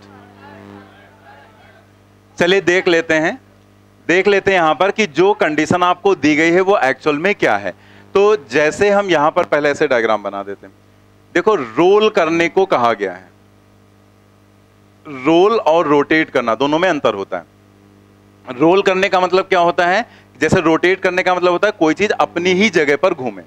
ठीक है, अपनी ही जगह पर ऐसे ये घूमे तो ये क्या कर रहा है, ये रोटेट कर रहा है। लेकिन अगर हमने यहां रखा और ये ऐसे आगे जा रहा है, ठीक है, ये इस तरीके से लुढ़कते हुए, तो ये क्या कर रहा है, ये रोल कर रहा है। तो रोलिंग मोशन जो होता है ये हम लोग आगे पढ़ेंगे, जिसमें दो तरह के मोशन होते हैं, एक ट्रांसलेटरी मोशन और एक रोटेशनल मोशन। दोनों का जो कॉम्बिनेशन होता है वो रोलिंग मोशन हो जाता है। ट्रांसलेटरी मोशन का मतलब होता है कि पूरा सिस्टम एक जगह से दूसरी जगह चला गया, मतलब उसका हर एक पार्टिकल एक जगह से दूसरी जगह सेम स्पीड से मूव कर गया। डिटेल में आगे समझेंगे, ठीक है। रोलिंग में दोनों चीजें आती हैं, वो आगे भी जा रहा है, जैसे हम साइकिल पर बैठते हैं तो जब साइकिल हम चलाना स्टार्ट करते हैं, ठीक है, तो क्या होता है, साइकिल का पहिया आगे जाता है। तो साइकिल जैसे चल रही है तो वो पहिया क्या कर रहा है, रोल कर रहा है, वो आगे भी जा रहा है और साथ में घूम भी रहा है। तो वही रोलिंग की कंडीशन यहां दी गई। तो ये एक जगह पर नहीं घूम रहा है, ये कुछ ऐसे है यहां पर कि ये पहिया यहां पर था और इस तरीके से यहां पर ये मूव करके आगे गया, ऐसे आगे गया मूव करके। तो अगर हम देखें तो मान लिया ये P पॉइंट पहले यहां पर था, फिर इसे आधा चक्कर लगाना है, हाफ रिवोल्यूशन। और हाफ रिवोल्यूशन जब करेगा तो जब ये आगे की तरफ ऐसे घूमना स्टार्ट करेगा ऐसे, ठीक है, तो आधे चक्कर में ये जैसे जैसे ऐसे घूमेगा तो ये वाला पॉइंट कैसे जाएगा, ऊपर। अगर पूरा चक्कर लगाता तो ये वापस यहीं आ जाता, लेकिन आधा चक्कर लगाएगा तो ये ऊपर पहुंच जाएगा टॉप पर। तो यानी कि जब ये घूमते हुए आगे जाएगा तो तो जब ये पहिया यहां पर पहुंचा तो पता लगा आधे चक्कर के बाद P पॉइंट यहां आ गया, ठीक है ना। जैसे यहां पर आप देखो कि जैसे मान लिया ये यहां पर ये आधा चक्कर के लिए ये हम ऐसे बना दे रहे हैं डिस्क के ऊपर, ठीक है, ये हाफ रिवोल्यूशन यहां पर हो गया। तो अगर हम इसको यहां पर मूव कराएंगे यहां पर, तो जैसे ऐसे हमने रखा, अब फिर ये आगे अगर मूव करेगा तो ये ऐसे जाएगा, जैसे ऐसे रख देते हैं, ठीक है, ये ऐसे, ये P पॉइंट यहां पर है। अब ये जब आधा चक्कर घूमेगा तो ये ऐसे जाएगा, तो ये सारे पॉइंट टच करते हुए जा रहे हैं और ऐसे घूमते हुए और ये ऊपर पहुंच गया, हाफ रिवोल्यूशन कंप्लीट हो गया। तो इसका मतलब जो ये डिस्टेंस ये ट्रेवल करेगा वो इसी ब्लैक वाले के बराबर करेगा ना। ब्लैक कितना पार्ट होगा, पाई आर, यानी कि यहां से ये पॉइंट यहां पर पहुंच गया और ये P पॉइंट चला गया ऊपर, यानी कि पहिया आधे रिवोल्यूशन में आगे कितना चलेगा, सिर्फ पाई आर के बराबर। तो ये यहां से यहां तक मूव करेगा और ये मूव करेगा पाई आर, जहां पर रेडियस कितनी है 1 मीटर, तो ये पाई इंटू 1 हो गया, दैट इज पाई, ठीक है, मतलब ये डिस्टेंस हो गई पाई के बराबर। अब जो ये P पॉइंट था ये P पॉइंट पहुंच गया यहां पर, तो ये P पॉइंट कितना ऊपर चला गया, ये 2r के बराबर ऊपर चला गया, 2r जाएगा ना, ठीक है, डायमीटर के बराबर, और r की वैल्यू 1 है तो ये हो जाएगा 2 into 1 that is equal to 2 metre. अब उसने पूछा क्या है आपसे, डिस्प्लेसमेंट, उसने पूछा था डिस्प्लेसमेंट क्या होगा पॉइंट जो कांटेक्ट में, तो डिस्प्लेसमेंट हमें पता है डायरेक्ट डिस्टेंस होती है ये वाली, ठीक है, तो ये इसकी इनिशियल पोजीशन थी और ये इसकी फाइनल पोजीशन, ये यहां पर डिस्प्लेसमेंट हो गया, यही हमें निकालना था। क्वेश्चन समझ में आ गया। तो अब यहां पर हम s की वैल्यू आराम से लिख सकते हैं, s equal to root pi square and plus 2 square, वही पाइथागोरस थ्योरम के हिसाब से, तो पाई स्क्वायर प्लस 4।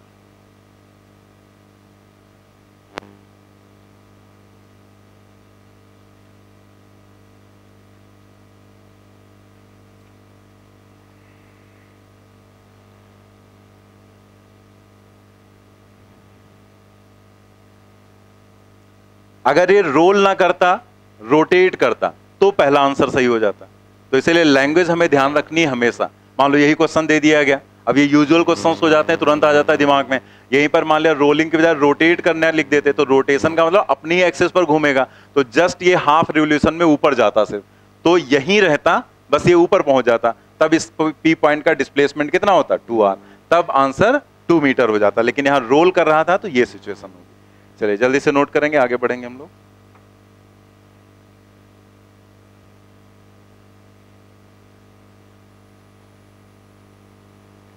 आगे बढ़े, हो गया ना। चलिए नेक्स्ट क्वेश्चन पर आते हैं, question number 7। A car moves at a velocity 2.24 kilometre per hour in first minute, at 3.60 kilometre per hour in the second minute, and at 5.1 kilometre per hour in third minute. मतलब पहला minute, दूसरा minute और तीसरा minute, तीनों में अलग अलग आपको यहां पर स्पीड दे रखी है, उसने velocity they the. Calculate the average velocity in these 3 minutes. Average velocity आपको बतानी है, क्या आएगा, फर्स्ट ऑप्शन, फर्स्ट ऑप्शन। देखो अब यहां पर क्या दिख रहा है आपको, टाइम इंटरवल सेम दिख रहे हैं।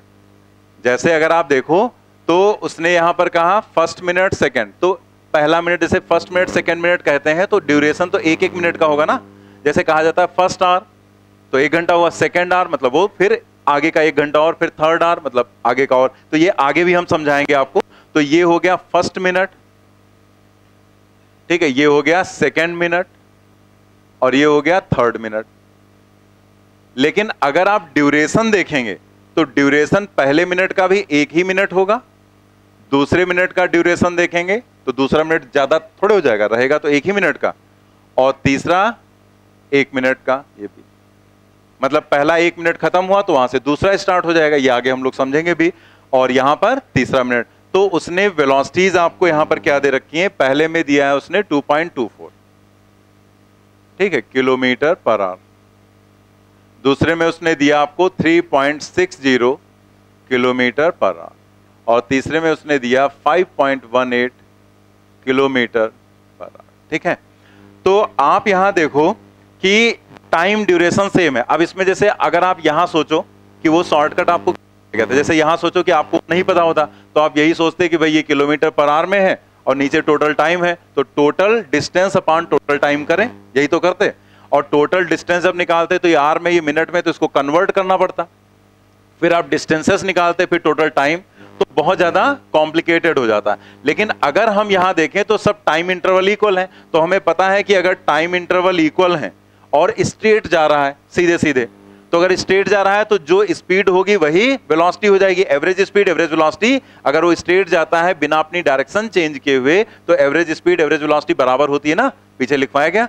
तो एवरेज वेलोसिटी अगर देखें तो डायरेक्ट हम लिख सकते हैं v1 plus v2 plus v3 and divided by 3। बस यही यहां पर करना था, 2.24 plus 3.60 plus 5.18 and divided by 3। अब इसे आप सॉल्व करेंगे, ऐड करके सॉल्व कर लेना, हम डायरेक्ट लिख दे रहे हैं, ये पहला वाला आंसर आ जाएगा, ठीक है, 3.67 किलोमीटर पर।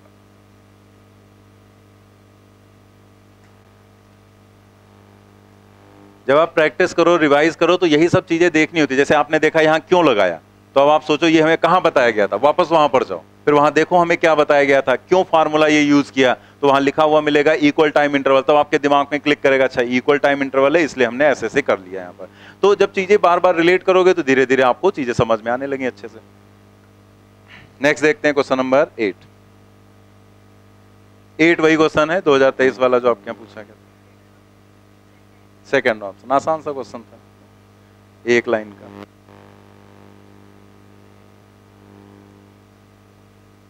नोट कर लेना सभी ने।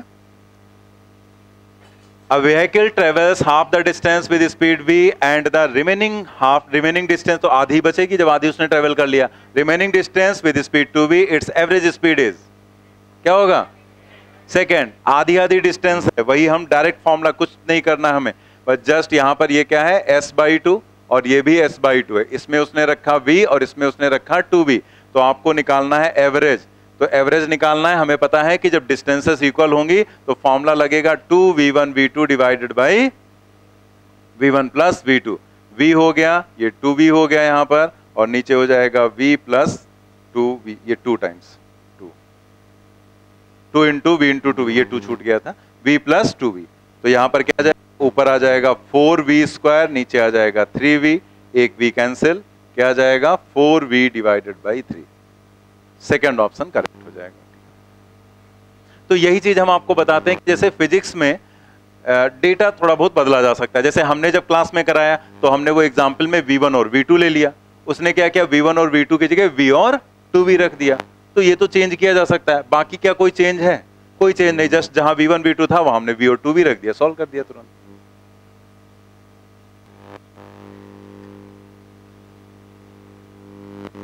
पहले ये जो टॉपिक हम लोग पढ़ रहे हैं इसी से 2 क्वेश्चन पूछे गए थे नीट 2023 में, एक क्वेश्चन ये पूछा गया था और एक क्वेश्चन एकदम लास्ट में कराया था, तो वो क्वेश्चन पूछा गया था, लेकिन वो क्वेश्चन इस साल मैंने हटा दिया बुकलेट से, उसकी जगह हमने वही डाल दिया है जो क्वेश्चन आपके यहाँ पूछा गया था। वो क्वेश्चन भी मैंने करा रखा था, उसी के बेसिस पर क्वेश्चन बिल्कुल पूछा गया, तो हमने सोचा उसको हटा के जो पूछा गया वही डाल देते हैं, तो वो भी हम बताएंगे। इसी एक ही चैप्टर, ये पहला जो मोशन इन 1D फर्स्ट है, इसी से 2 क्वेश्चन पूछ दिए थे उसने। चलिए आगे बढ़ते हैं हम लोग, question number 9। A particle moving in a straight line covers half the distance with speed of 3 meters per second. The other half of the distance is covered in 2 equal time intervals with speed 4.5 and 7.5 respectively. अब ध्यान दो, इसमें उसने क्या किया, ये question IT में पूछा गया था, इसमें उसने क्या किया कि दोनों जो हाफ डिस्टेंस और हाफ टाइम के केसेस हैं दोनों को मिक्स किया। जैसे आप देखो, इतना डायग्राम बनाकर समझाते हैं कि उसने यहां पर क्या किया कि कहा a particle moving in a straight line covers half the distance, जैसे हमने यहां मार्क कर दिया, और ये डिस्टेंस s/2 है और ये डिस्टेंस s/2 है, आधी आधी डिस्टेंस हो गई, विद स्पीड 3 मीटर पर सेकेंड। तो पहली हाफ जो डिस्टेंस है उसके लिए उसने कहा कि वो कवर कर रहा है 3 मीटर पर सेकेंड से, ठीक है, ये उसने कहा यहां पर, तो इसको हमने मान लिया ये v1 है। अब उसने आगे क्या कहा, द अदर हाफ डिस्टेंस, जो बाकी आधी दूरी है, covered in 2 equal time intervals, मतलब जो आगे की हाफ डिस्टेंस है उसको वो 2 इक्वल टाइम इंटरवल में कवर कर रहा है, मतलब इसके फिर से 2 पार्ट उसने कर दिए। तो एक टाइम यहां लिया, ऐसे कुछ भी मान लो t टाइम, और उतना ही टाइम ये रहेगा, कुछ भी मान सकते हैं, कोई फर्क नहीं पड़ेगा उससे, t टाइम, तो 2 इक्वल टाइम में हमने डिवाइड कर लिया, ये आधा आधा नहीं होगा, क्योंकि स्पीड अलग अलग होगी तो कुछ भी डिस्टेंस हो सकती है, तो ऐसे मैंने मार्क कर दिया। तो आधा टाइम इधर आधा टाइम इधर, तो उसने कहा जो पहला हाफ टाइम है, क्या कहा, the other half of the distance covered in 2 equal time intervals with speed 4.5 and 7.5, मतलब इसमें उसने अपना रखा स्पीड 4.5 मीटर पर सेकेंड और इसमें उसने रखा 7.5 मीटर पर सेकेंड। तो खुद ही सोचो, distance equal to speed into time, तो इसमें कम होगा इसमें ज्यादा होगा, ये वैल्यू कम होगी ये वैल्यू ज्यादा आएगी, ठीक है। अब आप सोचो कि इसमें उसने ऐसे बता दिया आपको। अब एवरेज अगर हम बात करें इतने पार्ट की, तो अगर हम इस पार्ट की वेलोसिटी को कैलकुलेट करें, जैसे इधर हमने v1 माना, तो इस s/2 के लिए ओवरऑल एवरेज स्पीड क्या रही, एवरेज स्पीड, तो उसको हम यहां पर निकालें, तो उसको हम v2 मान लें। तो उस स्पीड को, चूंकि 2 इक्वल टाइम इंटरवल है, तो क्या बताया गया था, v1 प्लस v2/2, जब टाइम इंटरवल सेम होंगे। तो 4.5, अरे यार ये आज क्यों इतना हैंग कर रहा है,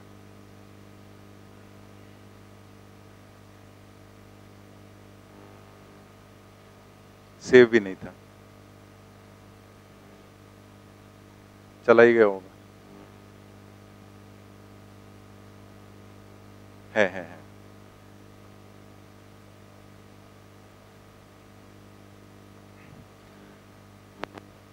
तो यहां पर 4.5 and plus 7.5 and divided by 2, ये कितना आ जाएगा, 6 आ जाएगा, ठीक है। 12/2 हो जाएगा ना, 6। तो आप यहां पर देखो एक बहुत इंपॉर्टेंट पॉइंट, कि जब हम एवरेज की बात करते हैं, औसत की, तो उसका मतलब क्या होता है, उसका मतलब होता है कि हम ये मान रहे हैं कि यहां से यहां तक की स्पीड 6 रही होगी, जबकि 6 है नहीं। एवरेज जो होता है वो जरूरी नहीं कि वही स्पीड हो, वो एवरेज है, वो औसत है, कि अगर उसका मतलब होता है कि अगर हम उस स्पीड से जाएंगे तो हमें एग्जैक्टली उतना ही टाइम लगेगा जितना अलग अलग स्पीड से कवर किया। यानी कि अगर आप इतने में 4.5 रखते और इतने में 7.5 रखते, तो आपको यहां से यहां तक मान लिया 1 घंटा लगता। तो अगर आप ये ना करके 6 रखते तो भी आपको 1 ही घंटा लगता, मतलब वो समझाने ने बता दिया, सेम उतना ही पर टाइम लगेगा। तो एवरेज का मतलब होता है कि ओवरऑल हम ये मान लेंगे कि ये ना होकर पूरे में जो स्पीड थी वो क्या थी, 6। अब आप ये बीच का पार्ट भूल जाओ। अब आप इस क्वेश्चन को देखो इस तरीके से कि पहली आधी डिस्टेंस v1 स्पीड से, दूसरी आधी डिस्टेंस v2 स्पीड से। तो अगर ओवरऑल एवरेज देखें तो क्या हो जाएगा, 2v1 v2 divided by v1 plus v2। आप इसे सॉल्व कर लो, 2v1 की वैल्यू 3, v2 की वैल्यू 6 एंड डिवाइडेड बाई 9, कितना आ जाएगा, 4 मीटर पर सेकेंड। पहला ऑप्शन सही हो जाएगा, ठीक है। तो 2 क्वेश्चंस को मिक्स किया गया, पहले हमने इक्वल टाइम वाले से इतना पार्ट निकाल लिया, फिर s/2 वाला कॉन्सेप्ट लगा दिया यहाँ पर। अगर आप इसको total distance upon total time करोगे तो भी आंसर आएगा, बट उसमें टाइम ज्यादा लगेगा आपका, तो ऐसे ही करेंगे हम लोग, ठीक है।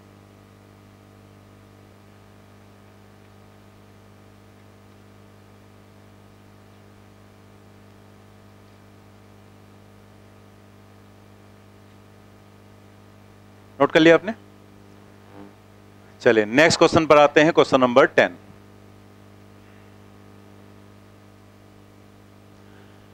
Preeti reached the metro station and found that the escalator was not working. She walked up the stationary escalator in time t1. On other days, if she remains stationary on the moving escalator, then the escalator takes her up in time t2. The time taken by her to walk up in the moving escalator will be. ये जो question है ये एकदम simple question है, जो actual में practice में होता है, ये उसी पर बनाया गया।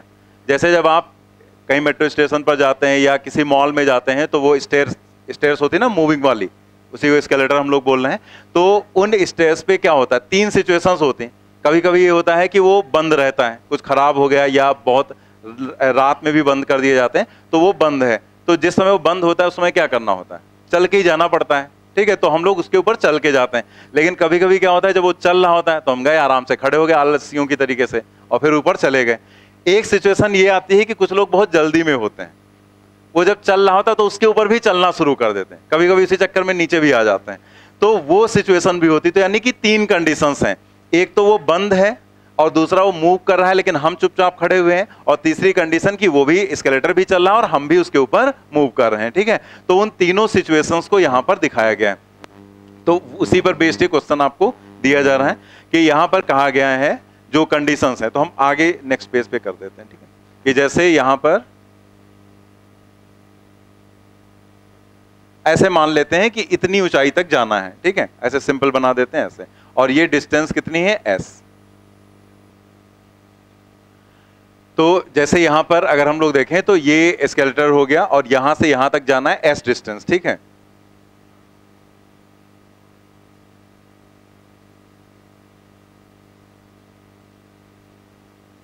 ये प्रीति है, ठीक है,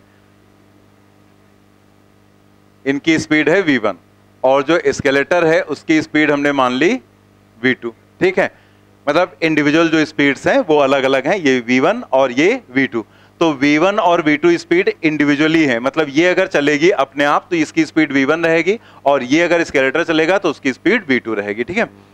तो अब यहां पर जो पहली कंडीशन है उसको हम लोग देखते हैं। तो पहली कंडीशन उसने क्या दी थी कि स्केलेटर खराब था, ठीक है। Preeti reach the metro station and found that the escalator was not working, she walked up the stationary escalator in time t1।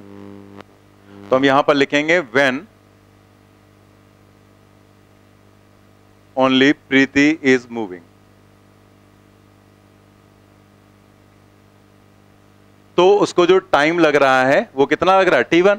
तो टाइम इज इक्वल टू क्या हो जाएगा, जितनी वो डिस्टेंस चलेगी यहां पर s और डिवाइडेड बाई v1, ठीक है, s अपॉन v1 हो जाएगा।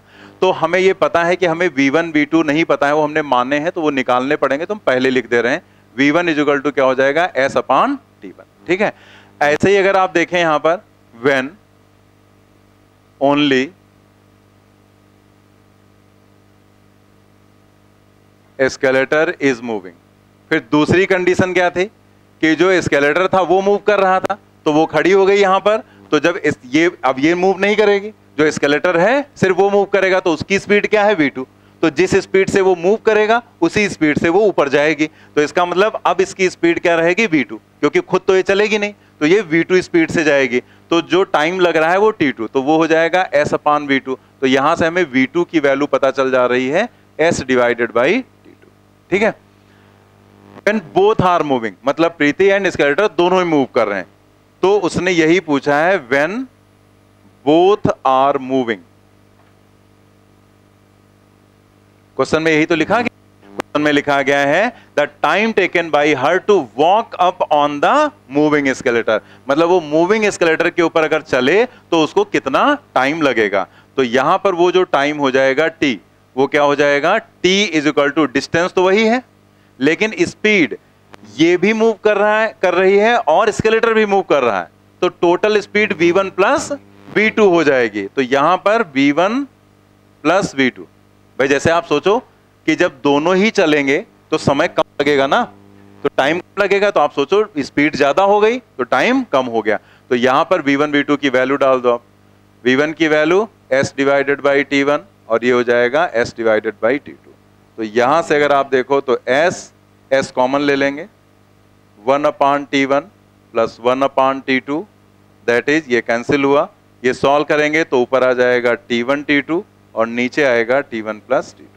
वही जैसे अभी एक क्वेश्चन में बताया था, एलसीएम लेंगे t1 t2 तो t2 plus t1 t1 t2 ऊपर चला जाएगा, तो ये आंसर यहां पर करेक्ट हो जाएगा, ठीक है। नोट कर लीजिए।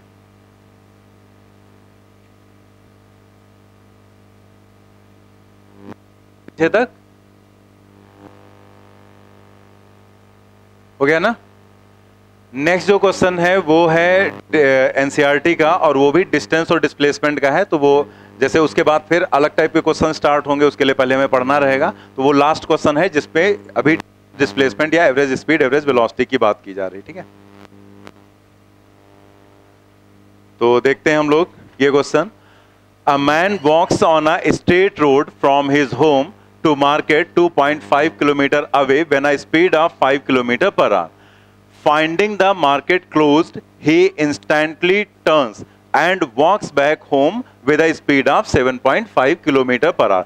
मतलब वो घर से मार्केट के लिए निकलता है जो कि कितनी दूर है 2.5 किलोमीटर, और वो पहले अपनी स्पीड क्या रखता है 5 किलोमीटर पर आवर, लेकिन जब वो गया मार्केट, वहां पर देखा उसने मार्केट बंद है, तो वो तुरंत मतलब इंस्टेंटली, मतलब तुरंत ही वहां पर, यानी कि वहां पर वो रुका नहीं। अगर रुका होता तो वो टाइम आपको काउंट करना पड़ता, बट वो रुका नहीं, वो तुरंत वहां से टर्न हुआ, लेकिन उसकी स्पीड क्या हो गई 7.5 kilometre per our. What is the magnitude of average velocity? आपको एवरेज वेलोसिटी का मैग्नीट्यूड बताना है एंड एवरेज स्पीड बतानी है of the man over the intervals of time. लेकिन यहां पर देखो, यहां पर जो भी चीजें आपको बतानी वो 3 इंटरवल्स में बताना है, 0 से 30 में, और 0 से 50 में, और 0 से 40 मिनट में। तो अब यहां पर सबसे पहले तो हमें ये देखना है कि ये जो डायग्राम है वो हम लोग देख लेंगे, और हमें ये देखना है कि जो टाइम है वो किस तरीके से वो दे रहा है यहां पर, ठीक है। तो जैसे हम यहां पर डायग्राम बनाते हैं कि वो यहां से घर से निकल रहा है यहां पर, और यहां पर जा रहा है मार्केट तक, और ये डिस्टेंस कितनी है?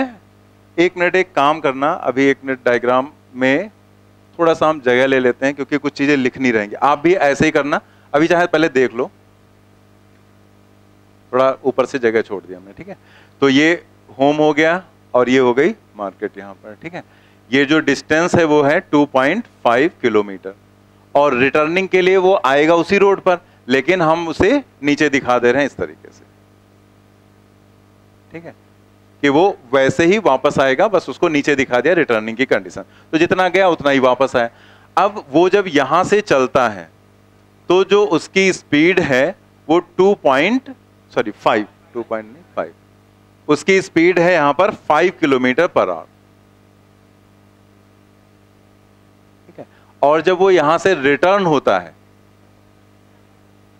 ठीक है, रिटर्न होता है, तब उसकी स्पीड है 7.5 किलोमीटर पर आवर। ये स्पीड से वो वापस आता है। तो आपको यहां पर ये बताना है, अलग अलग जो इंटरवल्स दिए गए उसमें एवरेज वेलोसिटी और एवरेज स्पीड। तो सबसे पहले हम ये देखें कि जो यहां पर जैसे डायरेक्शन चेंज कर रहा है मार्केट पे पहुंचने के बाद, तो हमें पता है कि जब तक वो डायरेक्शन चेंज नहीं करेगा तब तक उसकी एवरेज स्पीड, एवरेज वेलोसिटी सब सेम होगी, लेकिन डायरेक्शन जब वो चेंज करेगा तो चीजें बदल जाएंगी, फिर तब डिस्टेंस ज्यादा होगी, डिस्प्लेसमेंट कम होगा, इसका मतलब एवरेज स्पीड ज्यादा होगी और एवरेज वेलोसिटी कम हो जाएगी। तो पहले हम ये देखें कि उसको होम से मार्केट तक जाने में टाइम कितना लग रहा है। तो अगर हम यहां लिखें होम टू मार्केट, तो इसे जो टाइम लग रहा है t इज इक्वल टू, वो क्या हो जाएगा, डिस्टेंस डिवाइडेड बाय स्पीड।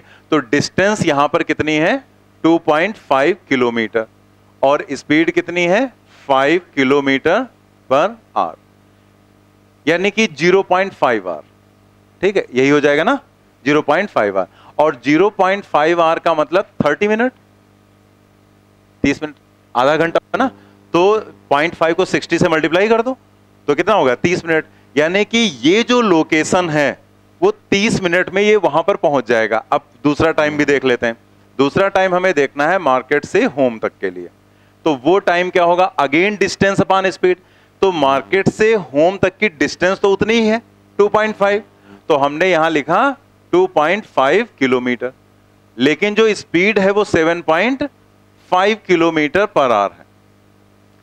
तो इसका मतलब ये कितना हो गया 1/3 आवर, और 1/3 आवर्स का मतलब अगर इसको हम 60 से मल्टीप्लाई करें तो कितना हो जाएगा 20 मिनट, 20 मिनट, ठीक है। तो अब जरा इसकी लोकेशन मार्क करते हैं। 30 मिनट में ये मार्केट पहुंच जा रहा है, मतलब ये हो गई position after 30 minute, position after 30 minute, ठीक है। 30 मिनट के बाद वो मार्केट पर है।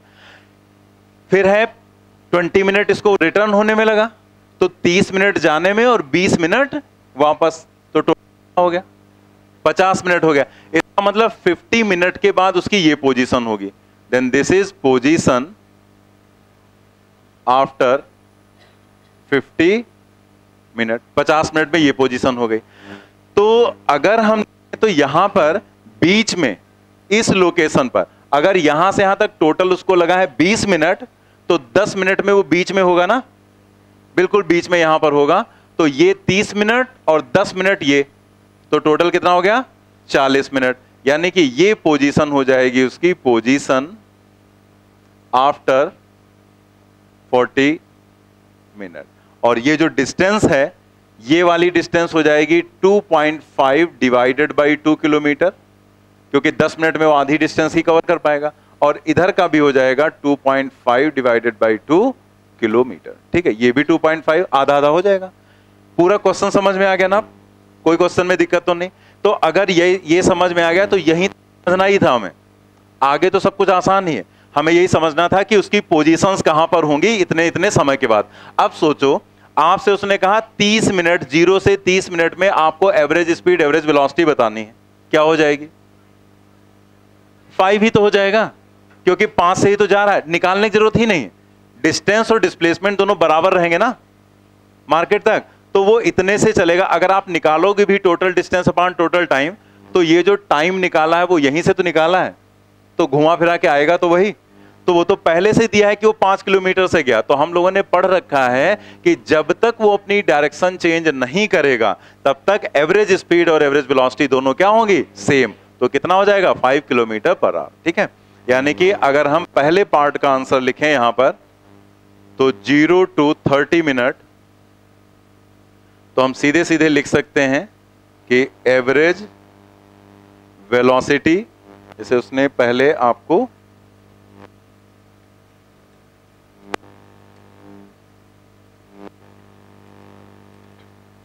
जीरो से 30 मिनट में पूछा है, तो एवरेज वेलोसिटी और एवरेज स्पीड, तो उसने आपसे पूछा है मैग्नीट्यूड ऑफ। ठीक है, तो यहां लगा दे रहे हैं mod of average velocity is equal to वही एवरेज स्पीड भी हो जाएगी। मॉड इसलिए लगा दिया जाता है क्योंकि मैग्नीट्यूड, क्योंकि इसमें डायरेक्शन होगी इसमें नहीं होगी, तो डायरेक्शन को हमें हटाना ही पड़ता है। बराबर होंगे दोनों, और बिना सॉल्व किए हम लिख सकते हैं कितना? 5 किलोमीटर पर आवर। ठीक है, तो पहले आप इतना नोट कर लो, फिर आगे वाला पार्ट हम लोग देख लेते हैं।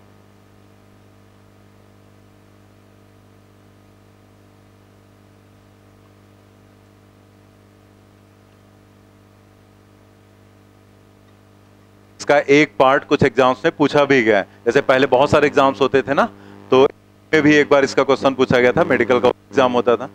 तो ये क्वेश्चन पूरा ऐसे पूछा जाएगा, लेकिन इसका कोई भी पार्ट हमसे पूछा जा सकता है, और हमें समझ में भी आ रहा है, यहाँ पर चीजें समझ में क्लियर हो जाती हैं कि डिस्टेंस कैसे निकालें, डिस्प्लेसमेंट कैसे। हमें उसके लिए सबसे पहले क्या करने की जरूरत पड़ती है? सबसे पहले हमें पोजीशन मार्क करनी पड़ी, और पोजीशन जैसे ही हमने मार्क किया वैसे हमें सब कुछ समझ में आ गया कि डिस्टेंस क्या है, डिस्प्लेसमेंट क्या है। ठीक है, आगे हम लोग देखते हैं यहाँ पर जो इसका सेकेंड पार्ट 0 से 50, 0 से 50 के लिए हमें देखना है यहाँ पर। ठीक है, तो ये नोट कर लिया ना इतना।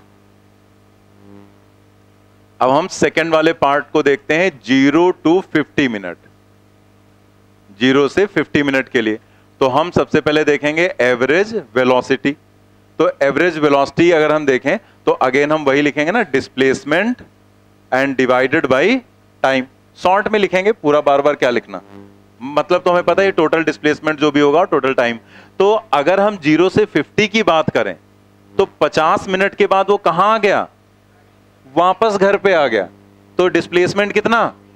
0। इसका मतलब अगर डिस्प्लेसमेंट यहां देखें तो 0, और टाइम 50 मिनट उसने दिया है, तो अगर 50 लिखेंगे भी 50 मिनट तो भी क्या फर्क पड़ना, क्योंकि वो आना तो 0 ही। ठीक है, ऐसे ही अगर हम यहां पर देखें एवरेज स्पीड, तो एवरेज स्पीड हो जाएगा डिस्टेंस, वही total distance upon total time. अब डिस्टेंस देखो कितना गया? 2.5, वापस कितना आया? 2.5, जितना गया उतना ही वापस आया। तो हम यहां लिखेंगे 2.5 एंड प्लस 2.5, 5 सीधे भी लिख सकते हैं, बट हम ऐसे लिख रहे हैं अलग अलग दिखाने के लिए। And divided by time, total time 50 minute लगा, लेकिन हम आवर्स में निकालेंगे तो हम इसको लिखेंगे 50/60। तो ये किस में कन्वर्ट हो गया? आवर्स में। 60 से डिवाइड कर दिया, तो ये आ जाएगा कितना? 5 × 60 and divided by 50, that is 6 kilometre per our. ठीक है, एवरेज स्पीड ये आ जाएगी। तो जैसे हमें देखो ये भी पता चल गया कि अगर कोई भी बॉडी आ रही है और वापस आ रही है, ठीक है, तो उस केस में अगर हम देखें तो एवरेज वेलोसिटी तो 0 हो गई, जितना गया उतना वापस आया, लेकिन एवरेज स्पीड हमने निकाली यहां पर total distance upon total time से, तो ये आ गए। आप इसमें वो भी काम कर सकते हैं, जैसे वो जितनी डिस्टेंस जा रहा है उतनी वापस भी तो आ रहा है। तो अगर इक्वल डिस्टेंसेस हैं तो 2v1v2 अपान v1 प्लस v2 अगर करेंगे तो भी यही आएगा 6। ठीक है, 2v1v2 अपान v1 प्लस v2 करेंगे तो भी 6 आएगा, और टोटल डिस्टेंस अपान टोटल टाइम कर देंगे तो भी वही आएगा। ठीक है, नेक्स्ट देखो,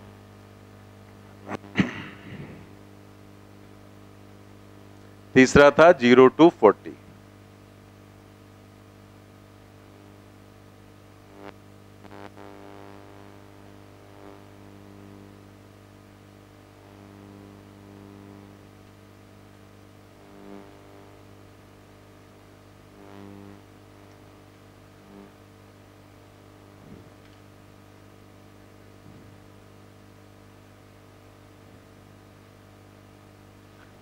बस जरा अपना डायग्राम देखकर, 0 से 40 अपना डायग्राम देखो, 0 से 40 में डिस्प्लेसमेंट कितना होगा?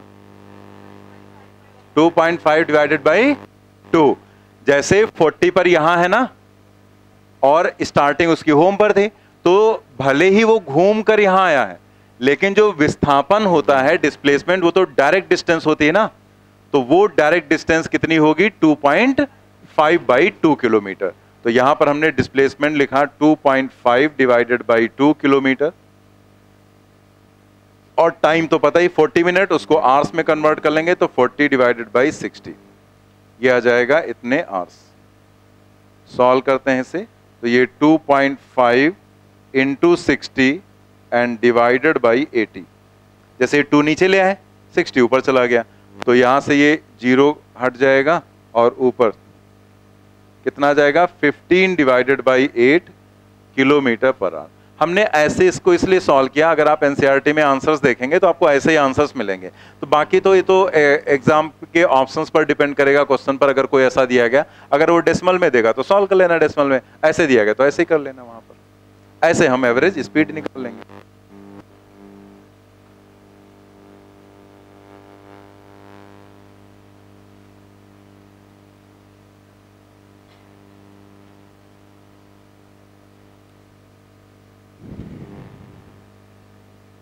चलिए बताइए, नोट कर लो, नोट कर लो। चलो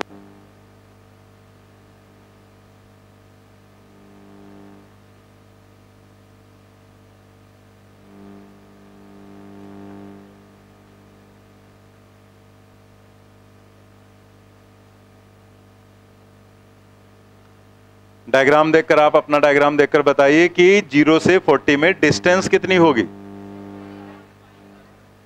2.5 प्लस 2.5 बाई 2, मतलब यहां से जैसे वो चला, तो डिस्टेंस के लिए आपको क्या बताया गया था कि ऐसे समझ लो कि आप खुद जा रहे हो और उस पाथ को नापते हुए, तो आपने यहां चलना शुरू किया, 40 मिनट बाद आप यहां हैं, तो आपने नापना स्टार्ट किया, तो कितना नापा पहले? 2.5, फिर वापस कितना है? 2.5 डिवाइडेड बाई 2, तो 2.5 एंड प्लस 2.5 डिवाइडेड बाई 2, तो यहां पर लिखते हैं हम 2.5 and plus 2.5 divided by 2, and divided by time वही रहेगा 40 डिवाइडेड बाई 60।